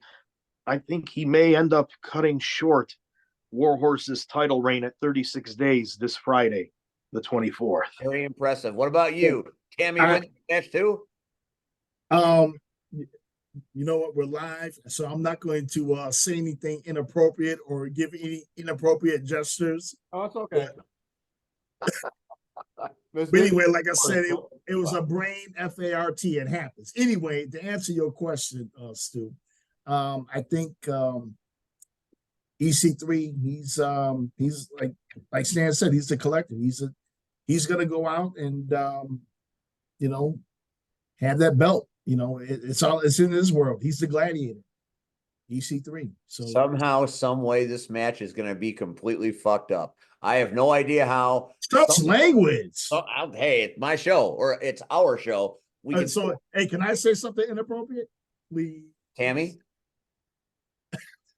What do you want to say, Levi? Say it inappropriate. Go ahead. Swear if you need to. Swear if I need to. If you need to. Fudge. I love you, Apple Hole. I love you. I love you, Apple Hole. I don't know what that means. What? I'm terrified just thinking about it. What, Apple Hole? You ever say fudge on this show again, Stan Payne, you're banned for life. Fudge. You can't get that deep. Well, at least I didn't sit there and say, I love you, Arapaho warrior. I said Apple Hole. All right. Arapaho. You called me an apple whore. I wondered what that meant exactly, but that's neither here nor there. Well, I can't call you Apple whore. Whore. You got the looks for it. I mean, I'm hearing grapple hold. Yeah, that's it. That's exactly it. Yeah, grapple Cactus hold. wins. Cactus wins. Booty hole. What he said. He said booty hole. That's what he said. Oh, my man that broke the fourth wall. I love that in you. I love that in you. He loves that in you. What? You broke the fourth wall. I didn't know there was a fourth wall, but you broke it apparently. You saved Rock and Pro, you broke the fourth wall. Doing all these things. You're doing all something. Here's the thing. We're in 2024. Everybody's getting canceled. You know what I'm saying? I ain't trying to next. I know. Cancel me. Cancel you? I'm ready to leave. Cancel me. I'm ready. But check this out. Check this out. It's 2024. We're gonna make it great again. Now cancel me for this. Making it great again. Yeah. I'm ready to go. Yeah. You know it. Facts. Bearcat Wright is proud in heaven looking at that. All right. Guys, it has been a lot of fun talking to you guys in this forum. It's different than working with you at commentary. I really need a drink. Privilege. It's a great privilege, but I need a drink. I really need a drink. And you know what? This is not a one and done. We're bringing you back later on in the year. Maybe when we get right before the season finale, we'll bring back we'll unite the commentary powers one more time We need to do that. End the year. What do you We say? need to do- Yeah, hey, I'm all for it. Cheers, Let's baby. do it. If we're all Let's still do it. alive, let's do it. Why not, Let's right? do it. Let's do it. Let's All right. bring back the Three Stooges of CSW commentary. I think he means the Three Kings. I don't know what. That's the problem about Levi. I never know what the fuck he means. But we're glad he's on board. Black excellence and all. Facts, monster facts, super facts, amazing facts, whatever. Make facts. it great again. That's Facts, make making it great great again. again. You keep going. All right. Yeah. You Thank know you it. guys for being on the show tonight. We appreciate you. Now I want you Thank to you. log off your devices so we can talk about you as we close out. Wait, what? You can talk about me all you want. You can say all the bad things in the world you want. What do you Yeah, want? say- We have to do other things now. We've got you. You guys Oh. have been great. Now we have other things to do. Oh man, that's what you meant. Hey, I talk love you bad about guys.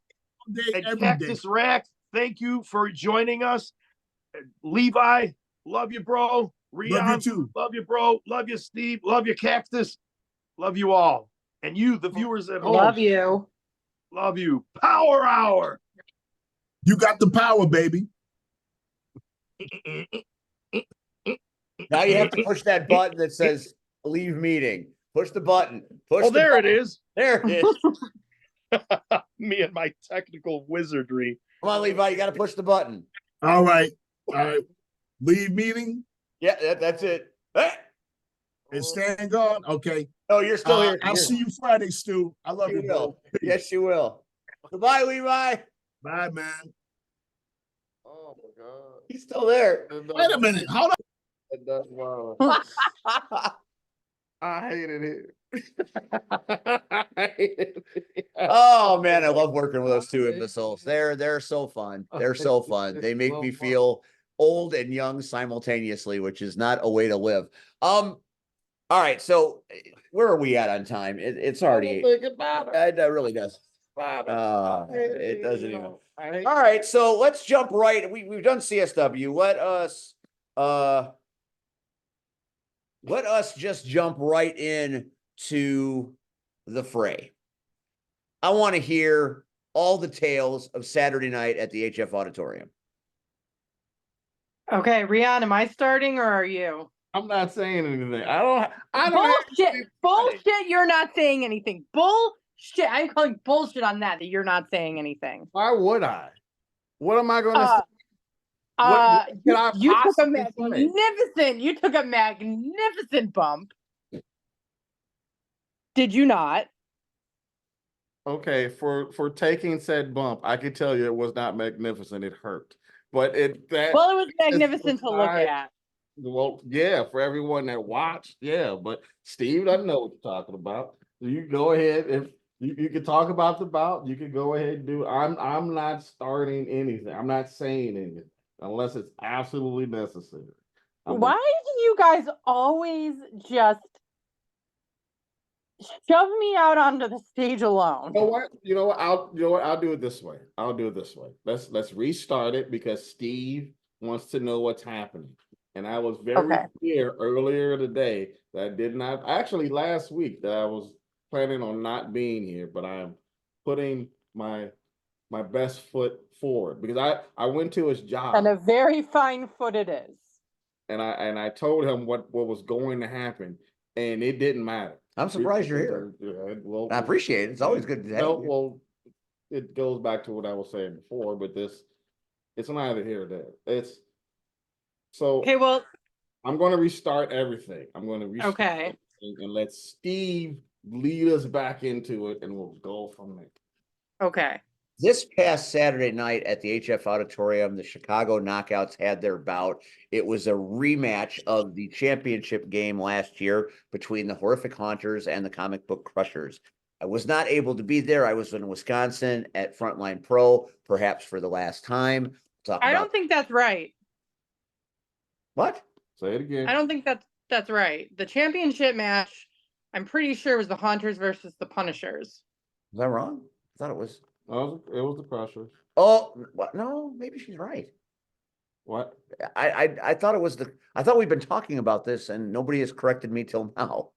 Well, internet don't lie. So as it stands right now, it'll be the Haunters versus the Punishers until someone sees this and corrects us accordingly. Well, this was a very, I feel like the Haunters and the comic book crushers is an interesting matchup every time, but I didn't get to see it because I was up north. Let's talk about it. What happened? I understand it was a tremendously physical, dramatic situation. Tell me about it. It was a slobber knocker, yes. I'm ready. It was a slobber knocker off the line from the first jam. I do want to open this by saying, Steve, what have I been saying for the last couple of years? What have I been saying about the Crushers? That's your team. But more than that, what have I said about the Crushers? Oh, we here now. You're the, I mean, they're the champion. They're the elite team. They are the best goddamn team in that whole goddamn league. Not there. We are the best goddamn team in that whole goddamn league. And we proved it on Saturday night. I have to say this. Hmm. Looking at this picture of you. Which one? Look at the one that's on your screen. You Uh-huh. look, firing a bunch. and there's a picture of you up top too. You look to be in tremendous shape. Thank you so much. I finally actually hold on. We're gonna have a quick shoot moment. We're having a shoot moment. We're ready. I have been struggling with medical issues. Everybody fucking knows this. I've talked it to fucking death, blah, blah, blah, whatever. One of the issues is that I have not been able to lose weight. Like no matter what I do, I am gaining weight. Been happening for a few years now. This past October, I made two small changes. Well, not too small. They were two big changes in terms of my diet. And I gradually was adding other things. And it's been almost 7 months now. Nothing has had, like last week, my doctor told me I'm not going to lose weight without medical intervention. And I was like fucking in my head about it. Bitches, I lost 6 pounds. Yeah. Go girl. And actually, the belt that I'm wearing in those photos, which is blending into my outfit, normally like someone else has to button it for me because I'm just pushing the limits. And this time, closed it right up, went about my life, wasn't pinching, nothing. So, anyways, moving on. Yes, I am in tremendous form. I have been working my ass off, and finally something is working. So, yeah, I did look in tremendous form, but I did have an Achilles heel. As everyone knows, I'm extremely clumsy, and I fell 3 times in the week before the bout. I fell down my back stairs twice, and then I fell at Eurothrash. We all come together as one league, and we put our differences aside to attend Eurothrash's Eurovision party. Those pictures were amazing. Yes, I don't think I allowed any of me to be posted. There were a couple. I saw you. Okay. So I, as you know, really love dogs, and their dogs were at the neighbor's house, and I went to go visit the dogs with some of the kids. And on the way back, I was herding children and not paying attention to where I was walking, and I tripped over some uneven concrete and fucked my shit up, is the most gentle way to put it.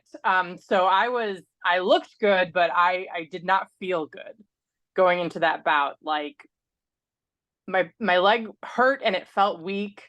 And I knew it was going to be a problem, especially holding that inside line, because when the other team is trying to get me off the inside line, they're going to go after the side where my bad leg is. And so there were a lot of changes that we had to make on the fly, whether it was whipping someone up ahead of me to get in front of the jammer if they managed to push me off the line, or, changing my approach as to, rather than just kind of being like, positional blocking, to actually actively trying to push whoever was trying to get past me out of play. But it was a rough bout. Emotions were very high. This was the last bout before we have one more bout, but it's not competitive. So this was the last competitive bout before the playoffs. And yeah, you could feel the energy. It was in the air, like literally crackling. You could, I think I heard you could feel it from like the announcers table that we were Red. Hi. Hey, look who's here. Hey, Hey, everybody. we missed you, buddy. Missed you all. And we gave Levi plenty of shit for you.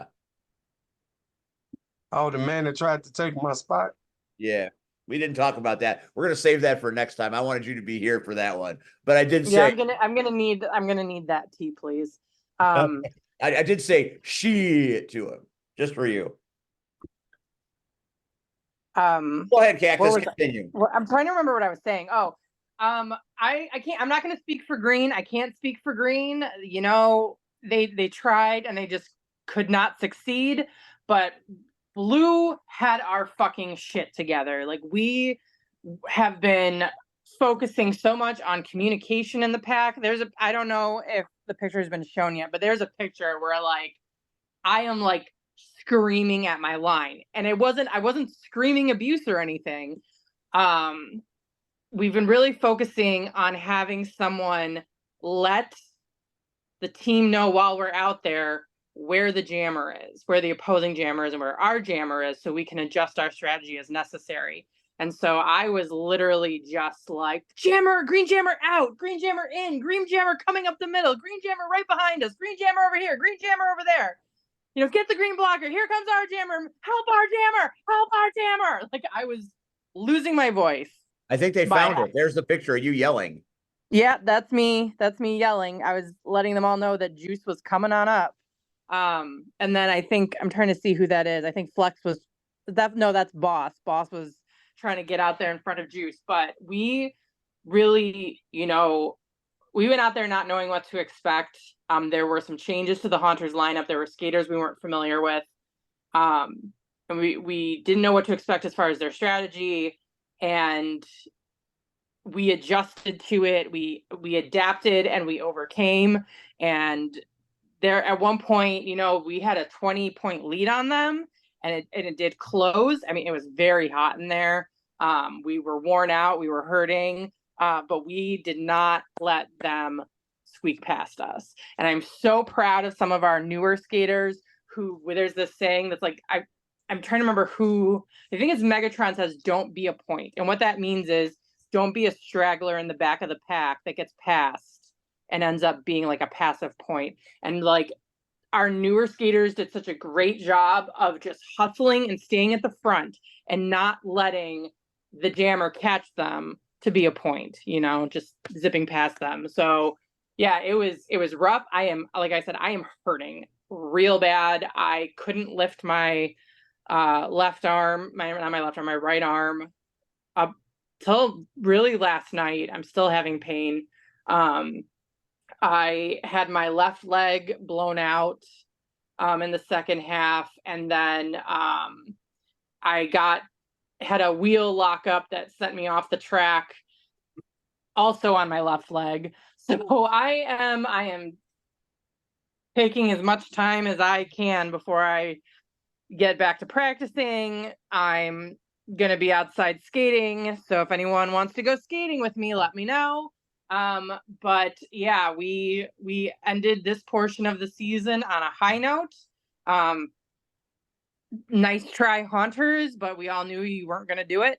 So as I've said, the best goddamn team in the league, the Comic Book Crushers. Very impressive. Now let's talk about the fights. Thank you to my captains. Thank you to my captains, Marley, Grumpy, and Megatron. They kept our heads on straight. You kept us cool, because Rion can tell you I got fucking heated a couple of times. They kept us calm. They kept us going. But yes, moving on to the fights. Can you believe I didn't fight anybody this time? What now? Can you believe I didn't fight this time? You sounds like you were busy doing other things being awesome, but let's talk about Rion in the fights, since he is the world's most amazing fight ref. Okay. Rion, you're the fight ref. Let's talk about fights. You want me to stop doing these photos? You want me to go ahead and do the fights? What you want me to do? Let's hold off on the photos and do the fights. Or unless Cactus wants to do the No, fights. no, I got it. I Okay. barely even registered the fights. I was fighting for my life. It's fine. It's fine. I'll just hold off. I was trying to rapid fire as many of these photos as I could. But we're here now, so let me, I guess, get to the thing and then go from there. So Did you get injured, Rion, in these fights? No, but his bracelet did. Not the Captain America bracelet. No, that one's fine. So here's one fight that I ended up having to break up. So here we are. That would be Marth Vader and the creature from the Black Lagoon. Just so you know what took place, there was a timeout. Lagoon was stalking Marth. Marth then grabbed a lightsaber, swung at her twice, and Lagoon then dropped her. And they rolled around on the ground, getting a bunch of illegal shots in, where I had to go in and put my body in between them physically. Right there is what you're doing. That's what I'm doing. Is that where you lost the bracelet? Nope. But that is one fight that I had to deal with, and it's really weird because while they're in the box or in the sin bin, you have what's her face?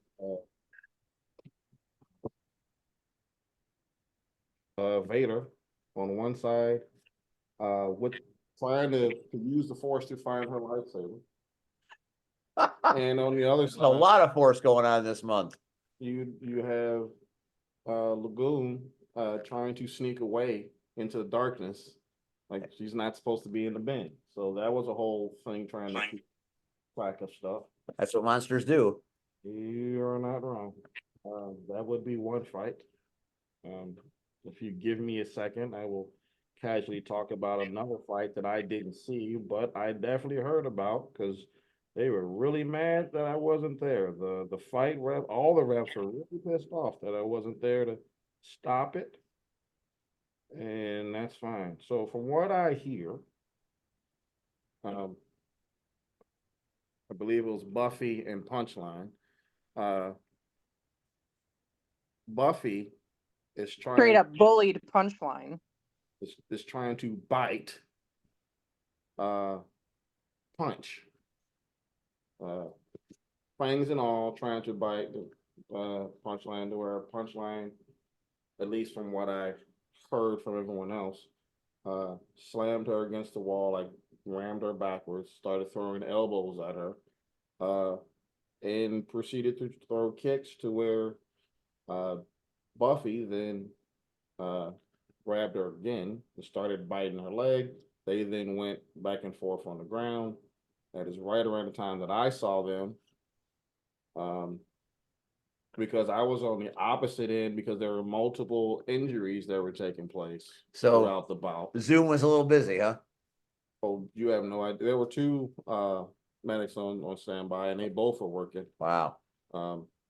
So there was a lot of knees that had to be taken during the bout, a lot of timeouts. Hence why the ones that were healthy had nothing but time on their hands, so they started swinging on everybody left and right. But yeah, I had to break that one up and go from there.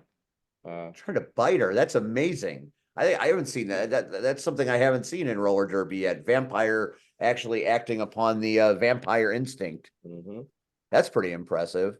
Yeah, so that was a whole thing trying to pull. I want to know about the fight that broke your bracelet. Of course you do. Of course I do. I'll tell you the rest of it, but let's get to the shit, because that's the only thing we need to focus on.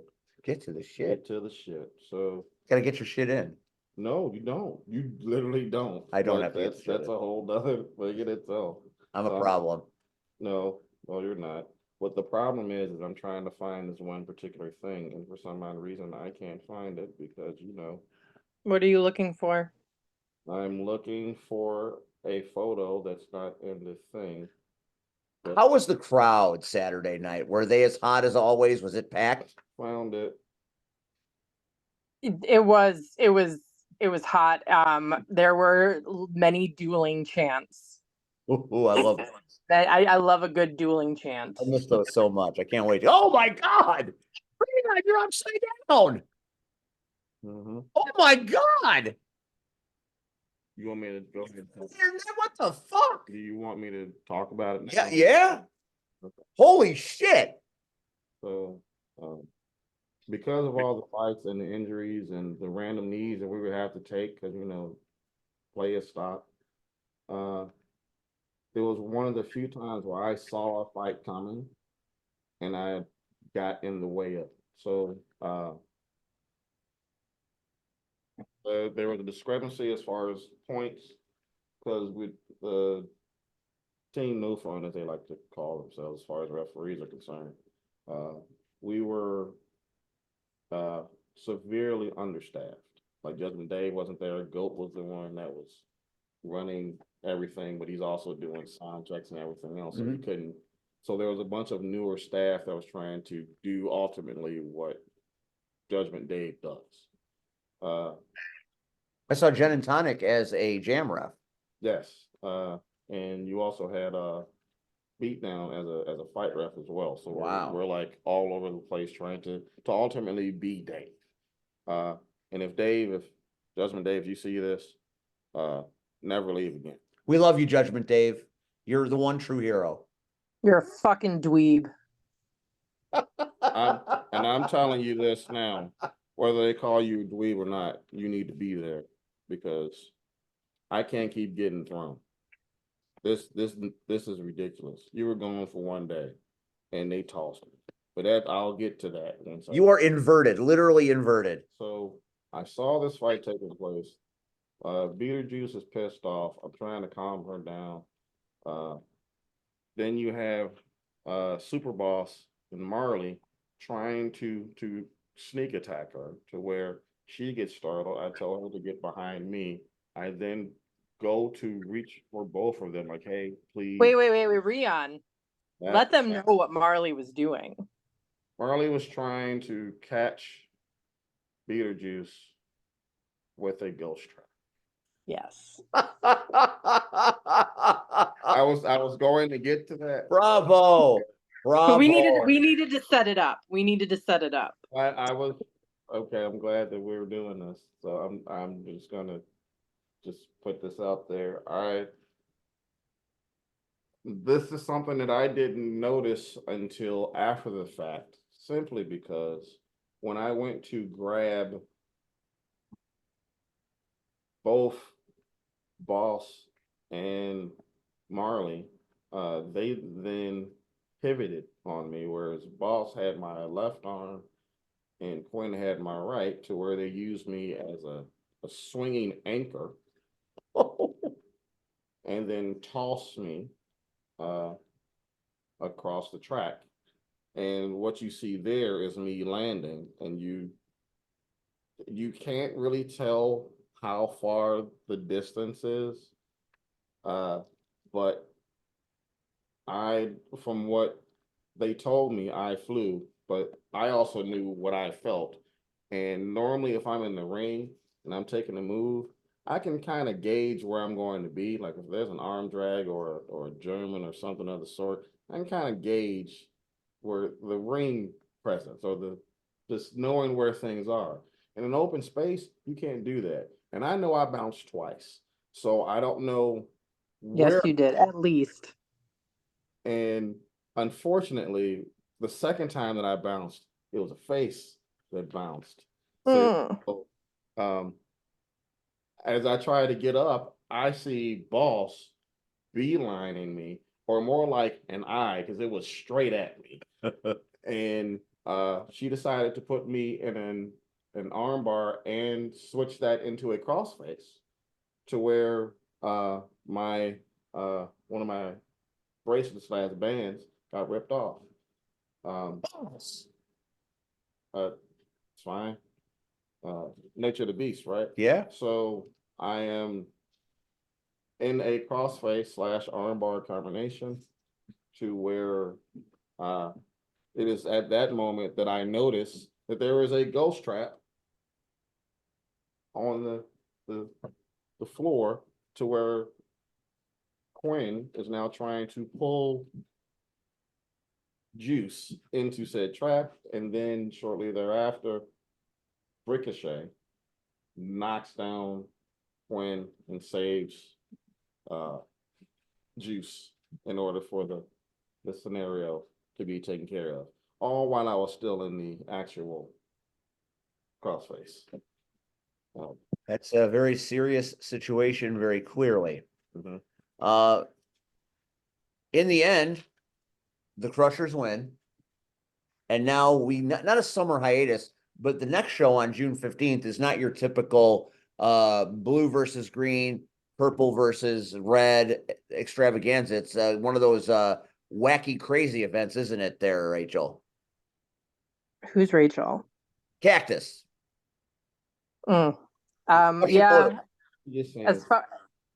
as far as I know, I have not heard anything, and I will not be in it, so you will not be seeing me skating again till September, but I will try to keep you posted as I find out. And then, of course, we have the minors on June 1st. Their return bout. The first one this year is very exciting. This one's going to be even better, I bet. Probably. They're terrifying. They are terrifying. So that is the best of Chicago knockouts from this past Saturday night. Rion went upside down, and when it comes to Cactus Rack, fuck around and find out. That's all we need to say about that.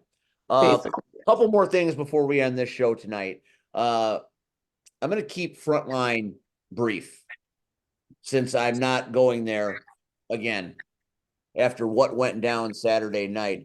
The treachery of the owner of that company is something that I was not prepared for. I did not expect what to happen happened. I was embarrassed. My journalistic integrity was questioned. And he broke a rule that I find that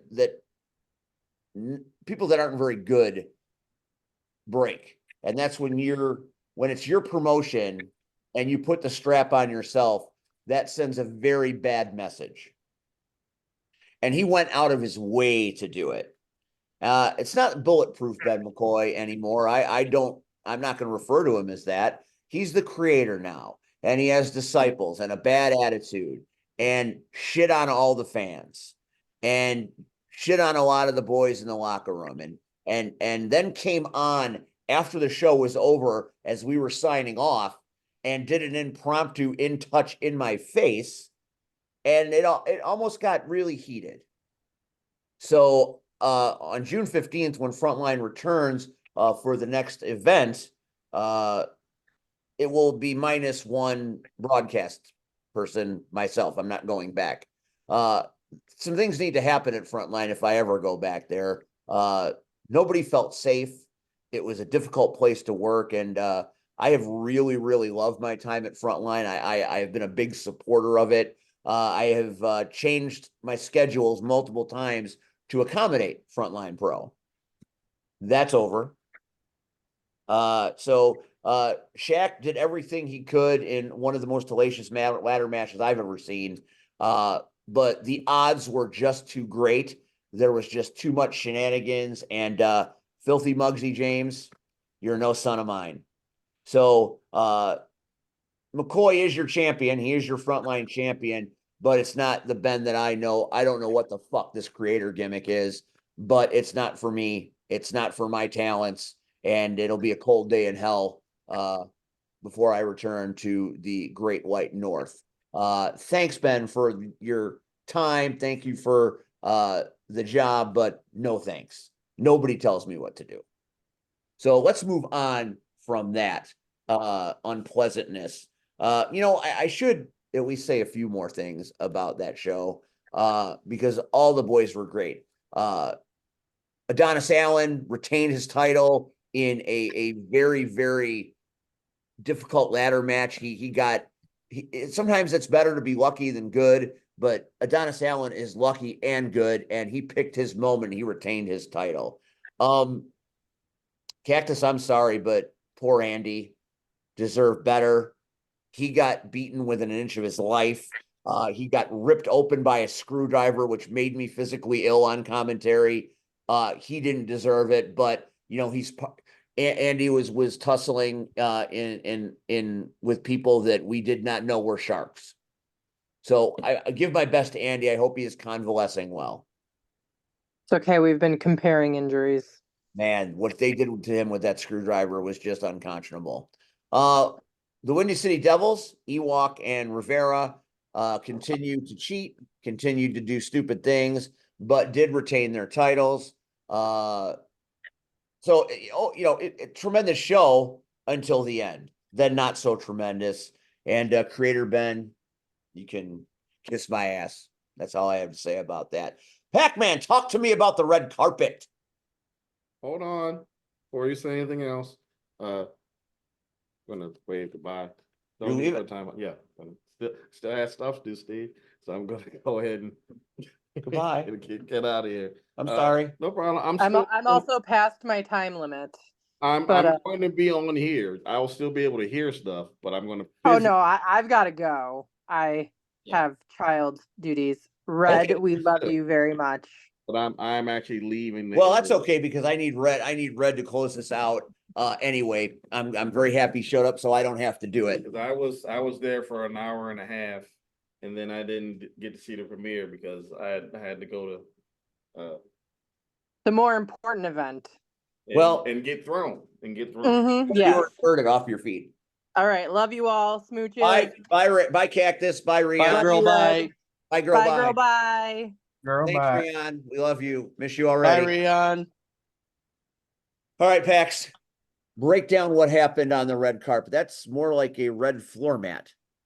It is. I was told the day before that their red carpet had gone missing. So I found a red carpet of my own. It wasn't quite as grand, but you know, we make the best of it. We did. And I understand from many people that the event was beautiful. How did it look seeing RPW on the silver screen? Amazing. I mean, they did actually, this isn't the first time that Rocket Pro Wrestling has been shown on the big screen. There was a craft beer event that was hosted there earlier this year where they showed a compilation of a lot of matches. And in one of the matches and it kind of surprised me that it showed up, the 6-man tag from December where I tagged with C-Red and Johnny. So I got to see that match on the screen at that event, and it's amazing to see, and it was really, really surreal. And I say that all because you can look at a lot of the wrestlers and the talent that were there getting to see themselves on the big screen. Simp was part of the Chuck Gunderson entrance. And I, you know, very, very quiet guy, very reserved, doesn't show his emotions a lot. Simp stood up and was so excited to see himself on the big screen. That's amazing. So like to watch everybody react to not only the matches, and the crowd was it was like the live wrestling was there even though it was on the screen. So it was like a cool interactive experience, but like to get to watch the wrestlers react to seeing themselves, that was also awesome. I saw pictures of C-Red at the venue. Red, did you attend the big premiere? Yeah, I was there. Did you watch the movie? Yes. I stayed for the whole day. All these years in this business, C-Red dancing on the big screen had to be one of the biggest thrills of your life. I mean, it felt good. I mean, you know, it ranks up there. You know, I don't know if it's in the top 5, but it's up there. You know, it was better to see other people's reactions. You know, but to see the show. That it was funny because you hear us. So to hear us, um, I'm not gonna lie, I was a little disappointed. I couldn't look to my left and see you. Thank you. No, just I mean, because that's the way we call the show, right? So it's like I'm used to looking to my left and you're there. And it's like, okay, he's not here, but I hear him. I was like, okay, well, Steve's here in spirit. So I was there in spirit. I have to ask you, how did you enjoy the commentary for the main event? I listened to it.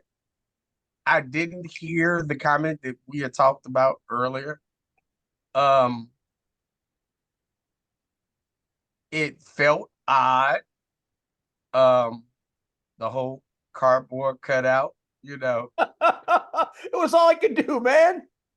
and it was like, okay. What am I supposed to do with that? I'm like, but I'm moving. Didn't know a cardboard cutout could move. Your animatronic was an animatronic cutout. But I enjoyed it. I needed it. I needed that break from life.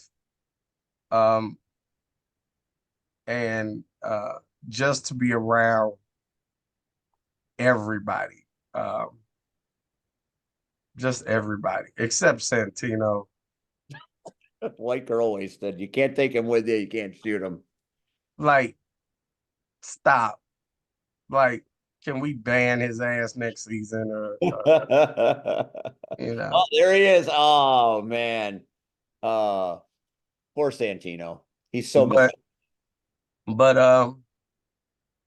everybody who was there, especially knows what I'm going through.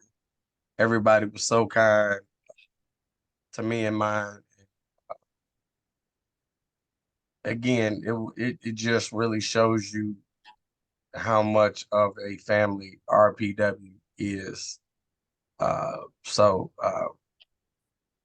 I didn't walk the red carpet because by the time like I was still selling merch. I didn't know people were going in, so I'm still out there like, and the bad part is I don't think one person,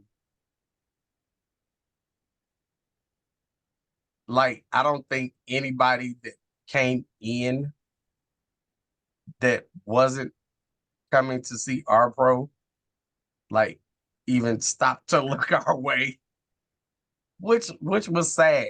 Like, now where I was, my table was by the exit. And you see all these people and they're looking like, who are these people? Who are these people? Who are these people? It's like, bring your ass back and you can find out. Like, but overall, it was a magic night, huh? Oh yeah. It was great. It was great. All right. So now we're going to wrap this package in a special way. And I'm glad you're here because this is perfect. We found out on social media over the last couple of days that friend of the show, good friend of yours, one of my favorite people historically throughout my career, is putting those wrestling boots on the shelf and walking away. And I just thought, even though he said he didn't want it, I thought it would be nice to give Flash Harris his roses one more time. Oh, I mean, what can I say about Flash, dude? I'm not even gonna call him Flash. I'm calling him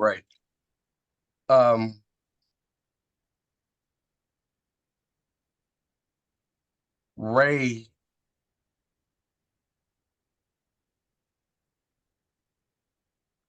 Ray has been one of the best people I've got to know in this business. Let me say, I mean, Steve, you already know. So last Monday, come home, my mother is lying on the floor, and we have to take her to the emergency room. Now, most people would call an ambulance, but the problem is that because of zoning where we live, they would have taken her to 2 shitty hospitals. And I wanted her to be seen by her people. But my mother was dead waiting. I called my cousin, but he was already on the move, so he couldn't come. So I called Ray. Ray literally lives 2 to 3 blocks away from me. And he was supposed to go pick up his daughter. But he paused all of that to come help me put her in the car so we could get her to the emergency room. And that just shows how selfless Flash Harris is. I think him becoming a father has changed him, not so much for the better, but he's reprioritized his goals in life. And I get it, maybe I would have never done everything I'd done, if I had my first child when I started, or was getting in the swing of things. But me, I was already 4 kids in, so no, technically, yeah, no, 4. So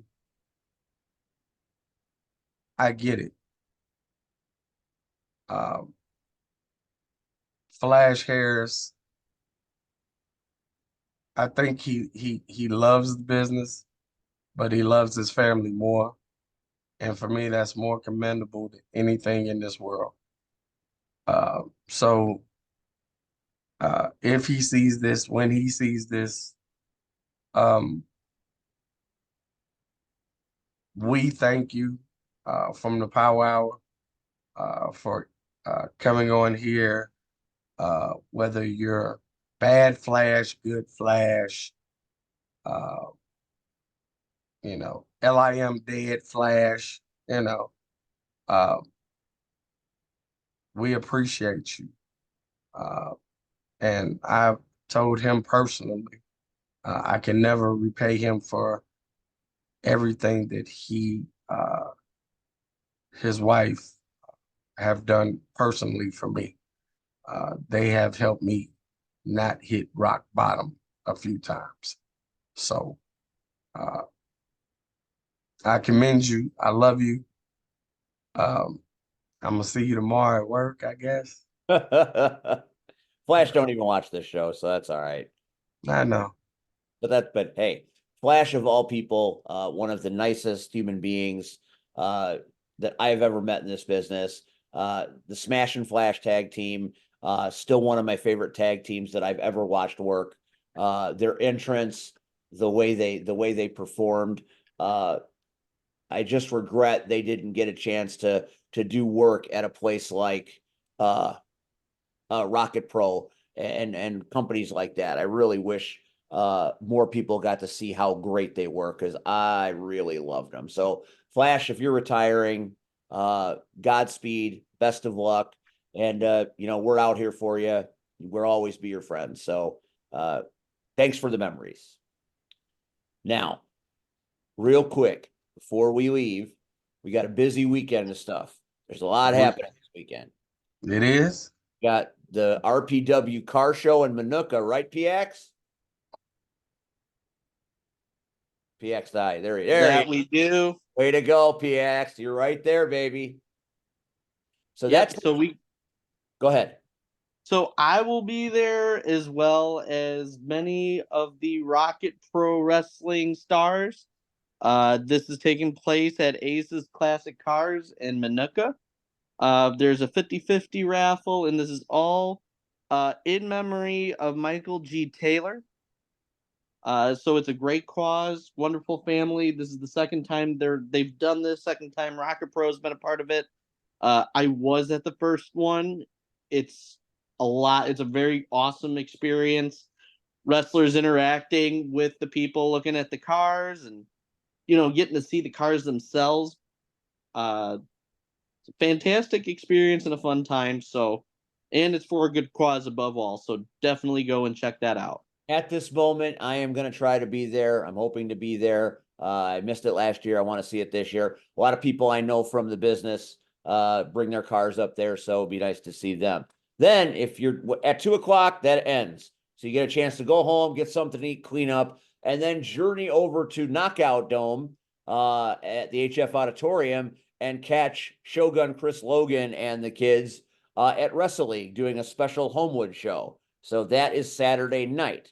So you got a whole day's worth of work. And then you can end your weekend with us in Richton Park at IPW. And there's a main event happening. Well, if it's not the main event, it probably should be. Marche Rocket versus the Soul Taker. And Steve Michaels versus Turtle. Turtle getting a shot at the RPW title. It's his wettest while. There it is. Marche and the Soul Taker. I just want to be there to hear those chops. Because that's some scary shit right there, Red. You know. Who you got? Who you got, Red? Who you got? Who you got, Red? You know who I got. I mean, the Soul Taker is the Soul Taker, but I'm going forever all day. Forever all day. And they had up there just previously RPW champion Steve Michaels taking on the Amazing Turtle in what is one of those matches. Be careful what you wish for. You just may get it. Turtle, you got it. Best of luck, bro.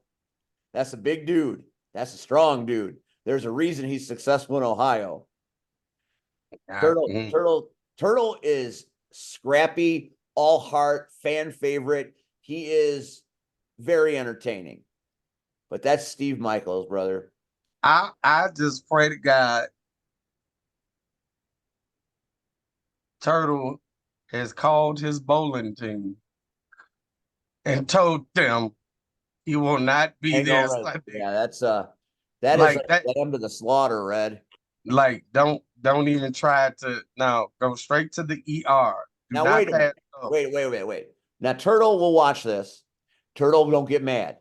We are not dissing you. There is nothing like Turtle introduced at Rocket Pro Wrestling. That is one of the loudest pops of the night every time.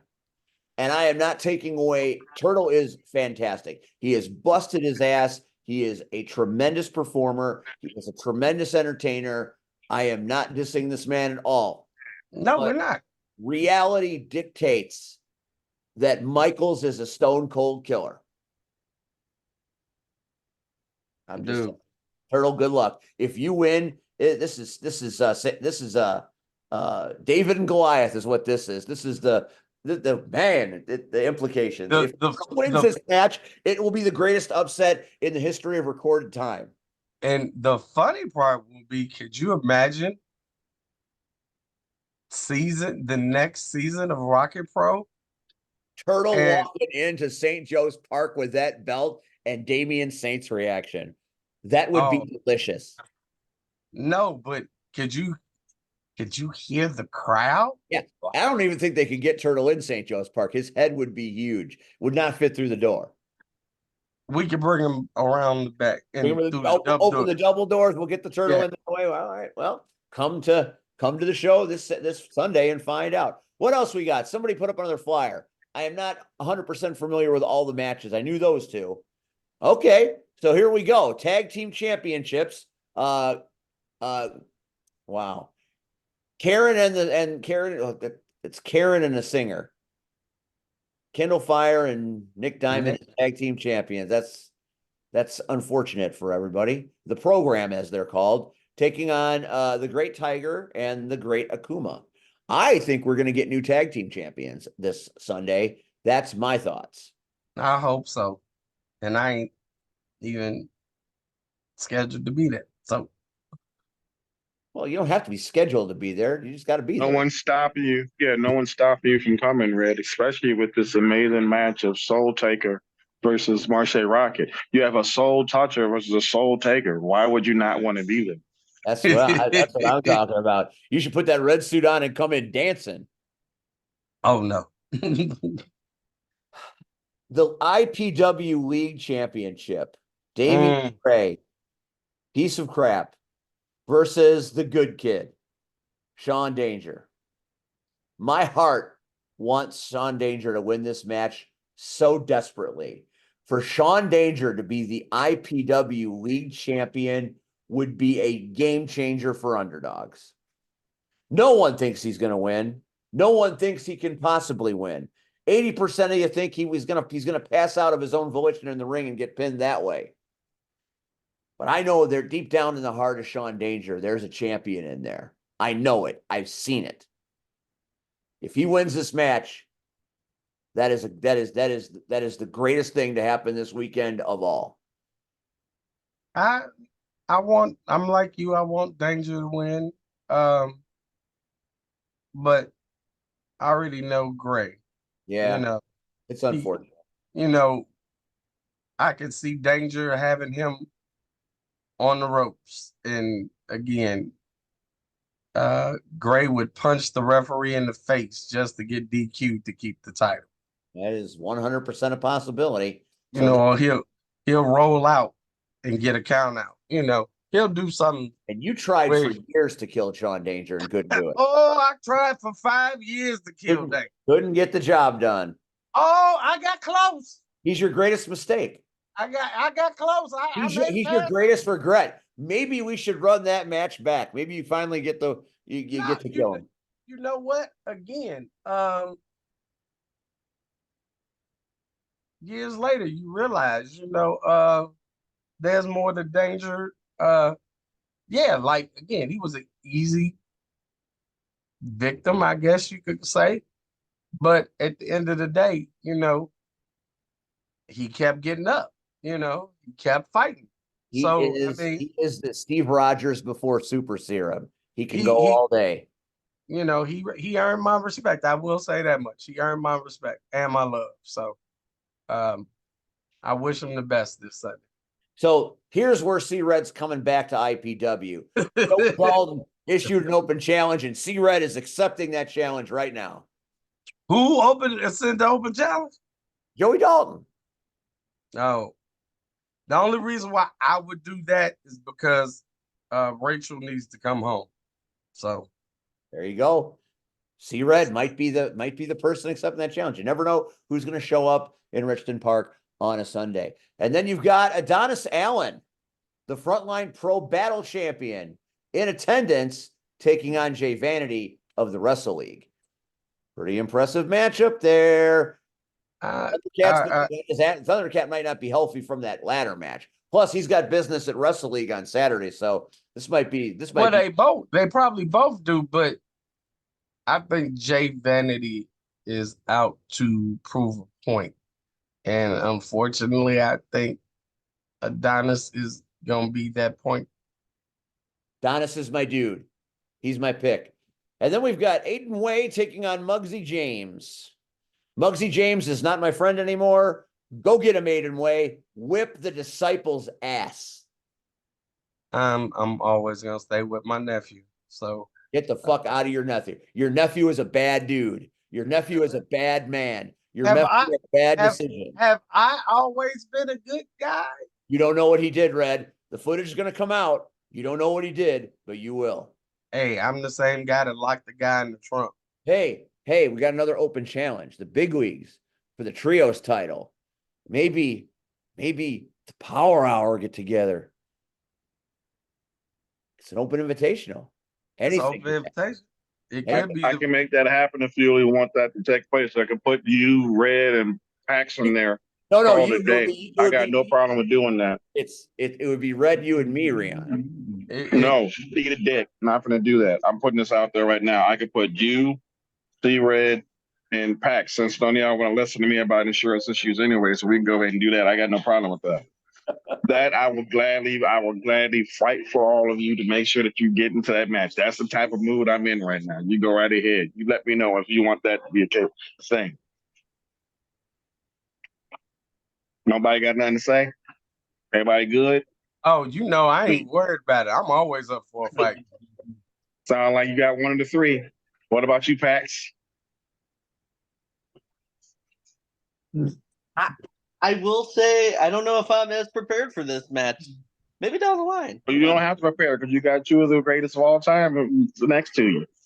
You got former alternative champion on one side and former trios champions, Mr. VHS himself, Steve Arrett, and you got the first ever tag champion of IPW, and a former trio champion, and a former League Royal champion, and C-Red. And he's your grandpa. What more do you want? Those are all true facts. I will say. Yeah.